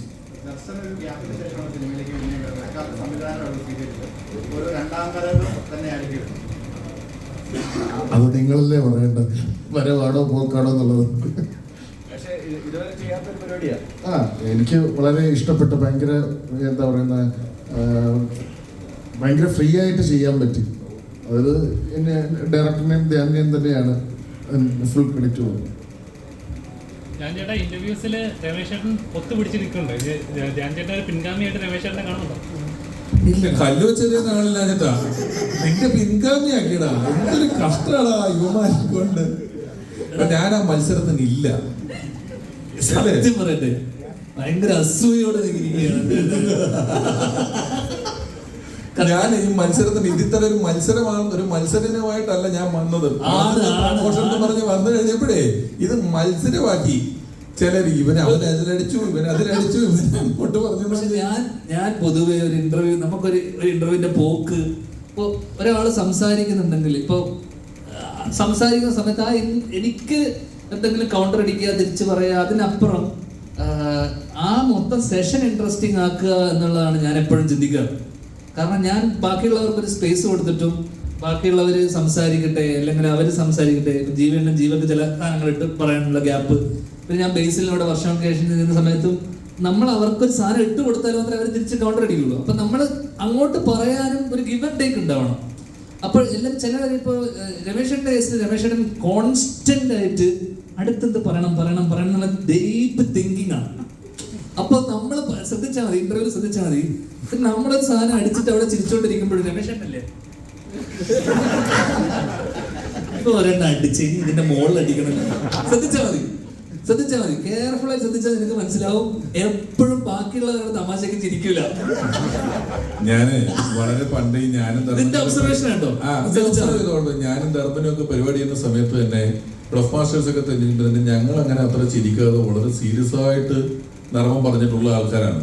നിന്റെ അച്ഛൻ തമാശ പറയുമ്പോ അദ്ദേഹം പറയുന്ന നിമിഷം വരെ നമുക്കൊരു തമാശ വരുമെന്ന് മനസ്സിലാവില്ല. അതുപോലെ നിൽക്കുമായിരുന്നു. ഞാൻ അദ്ദേഹത്തിനെയൊക്കെ കണ്ടു വളർന്ന ഒരാളാണ്. അതുകൊണ്ട് ഞാൻ പറയട്ടെ അപ്പോ നീ പറഞ്ഞ് തീരുന്നവരെ ഞാൻ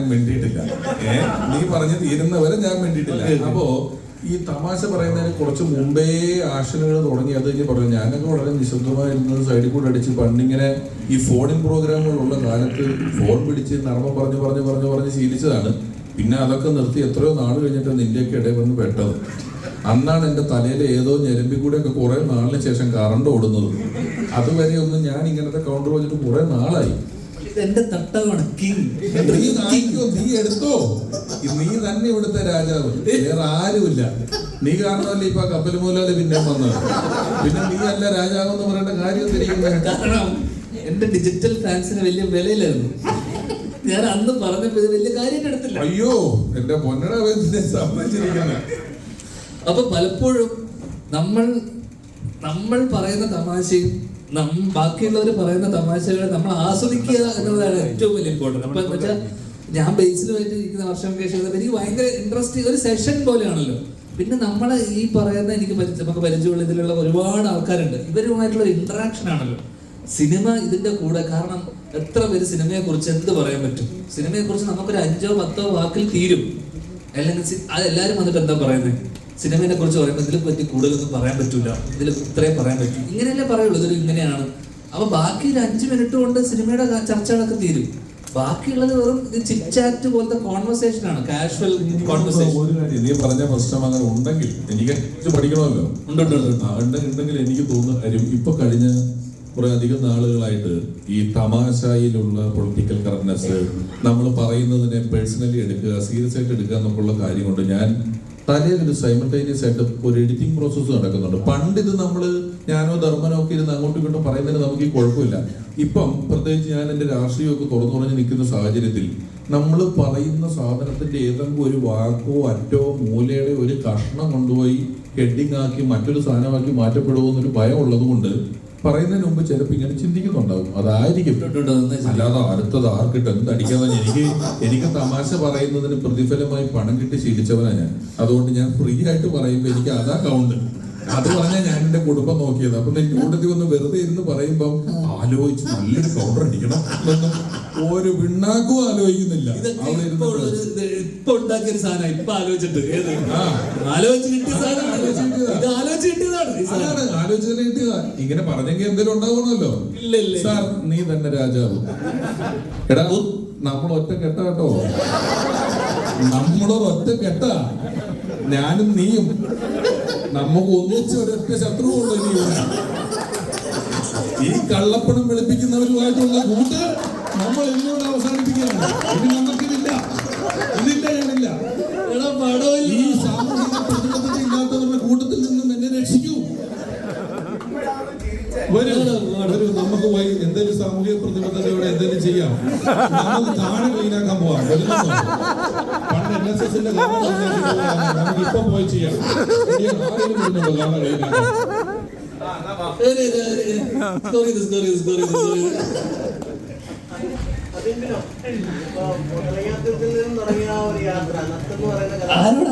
നീ തന്നെ വർത്താനം പറയണോ വീഡിയോ കോൾ ചെയ്യണോ? വീഡിയോ കോൾ ചെയ്ത്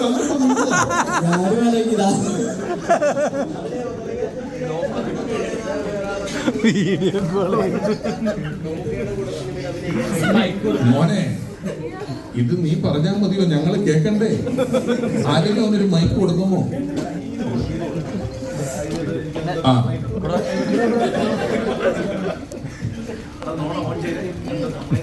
വീഡിയോ കോള് അബിൻബിനോ ഇപ്പം ഒതലങ്ങാത്തുരുത്തിൽ നിന്നും നത്തെന്ന കഥാപാത്രമായി തുടങ്ങിയ ഒരു യാത്രയാണ്. അതിൽ ഇപ്പം മമ്മൂക്കയുടെ കൂടെ അഭിനയിക്കാൻ കഴിഞ്ഞു, ലാലേട്ടൻ്റെ കൂടെ ഇപ്പോൾ അഭിനയിച്ചുകൊണ്ടിരിക്കുന്നു. ഇപ്പം ആപ് കൈസയുടെ ഒരു പ്രധാനപ്പെട്ട ഒരു കഥാപാത്രമാണെന്നാണ് മനസ്സിലാക്കാൻ കഴിയുന്നത്. ആ ഒരു യാത്ര എങ്ങനെ ഉണ്ടായിരുന്നു? പിന്നെ ഈ ഒരു വൈബ് ടീമിൻ്റെ കൂടെയുള്ള ഒരു എക്സ്പീരിയൻസ്? നല്ല രസമുള്ള യാത്രയായിരുന്നു. ഒരു സഞ്ചാരിയുടെ ഡയറക്ടർ വൈബ് ഇതേ വൈബ് തന്നെയായിരുന്നു. നല്ല രസമാണ് ഇവരായിട്ട് വർക്ക് ചെയ്യാനും. വിനയ് ചേട്ടനാണ് എന്നെ അപ്കൈസയിലോട്ട് വിളിക്കുന്നത്. അപ്പം ഫസ്റ്റ് ധ്യാൻ ചേട്ടൻ്റെ സ്ക്രിപ്റ്റാണ്. അപ്പം ഇതിൽ ക്യാരക്ടറും പറഞ്ഞപ്പോഴത്തേക്കും ചെയ്യാം, എന്നെ കൊണ്ടാവുന്ന രീതിയിൽ ചെയ്യാൻ പറ്റുമെന്നുള്ള രീതിയിലാണ് ഞാൻ ഈ ക്യാരക്ടർ എടുത്തത്. അപ്പം അങ്ങനെ ചെയ്തിട്ടുണ്ടാകും. അപ്പം ആ ഒരു യാത്ര ഒരിക്കലും പ്രതീക്ഷിച്ചില്ല, അവരോട് രണ്ടുപേരും കൂടെ അഭിനയിക്കാൻ പറ്റുമെന്ന് പ്രതീക്ഷിച്ചില്ല. യാദൃശ്ചികമായി വന്നതാണ്. നേരത്തെയൊക്കെ നത്തെന്ന് പറഞ്ഞായിരുന്നു ആളുകളൊക്കെ അറിയപ്പെട്ടത്. അപ്പം നമ്മുടെ നാട്ടിലാണെങ്കിലും നത്തെന്നായിരുന്നു കൂടുതൽ പേര് അറിയപ്പെട്ടത്. ഇപ്പോൾ അബിൻബിനോ എന്ന് പറഞ്ഞു കഴിഞ്ഞാൽ ആളെ അറിയുന്ന ഒരു സ്ഥിതിയിലേക്ക് വന്നിട്ടുണ്ട്. അപ്പം അങ്ങനെ അതിൻ്റെ ഒരു ഇല്ല. ഞാൻ സാധാരണ ഈ ഷൂട്ടിംഗ് സെറ്റിലൊക്കെ ചെല്ലുമ്പോഴത്തേക്കും അബിനെന്ന് വിളിച്ചു കഴിഞ്ഞാൽ ഞാനങ്ങനെ തിരിഞ്ഞു നോക്കാറില്ല. നത്തെന്ന് വിളിച്ചാൽ ഞാൻ തിരിച്ചു നോക്കത്തുള്ളൂ. ഞാൻ തന്നെ ആ പേര് മറന്നിരിക്കുകയാണ്. അപ്പോൾ അങ്ങനെ തിരിച്ചു വന്നതായിട്ട് എനിക്ക് തോന്നുന്നില്ല. ഏത് പേര് വിളിച്ചാലും ചീത്തപ്പേരില്ലാതിരുന്നാൽ മതി.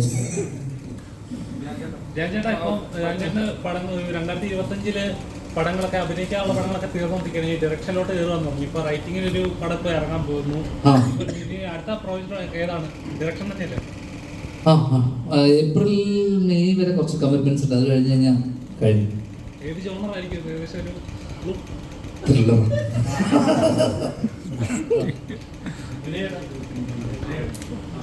ഒരുപാട് മാസി പടങ്ങൾ വർക്ക് ചെയ്തിട്ടുള്ള ആളാണ്.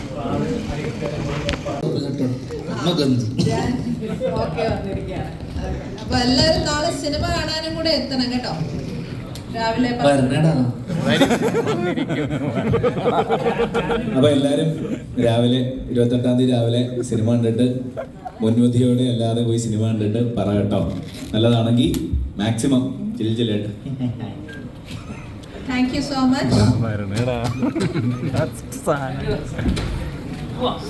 താങ്ക് യു കേട്ടോ. So thank you so much everyone.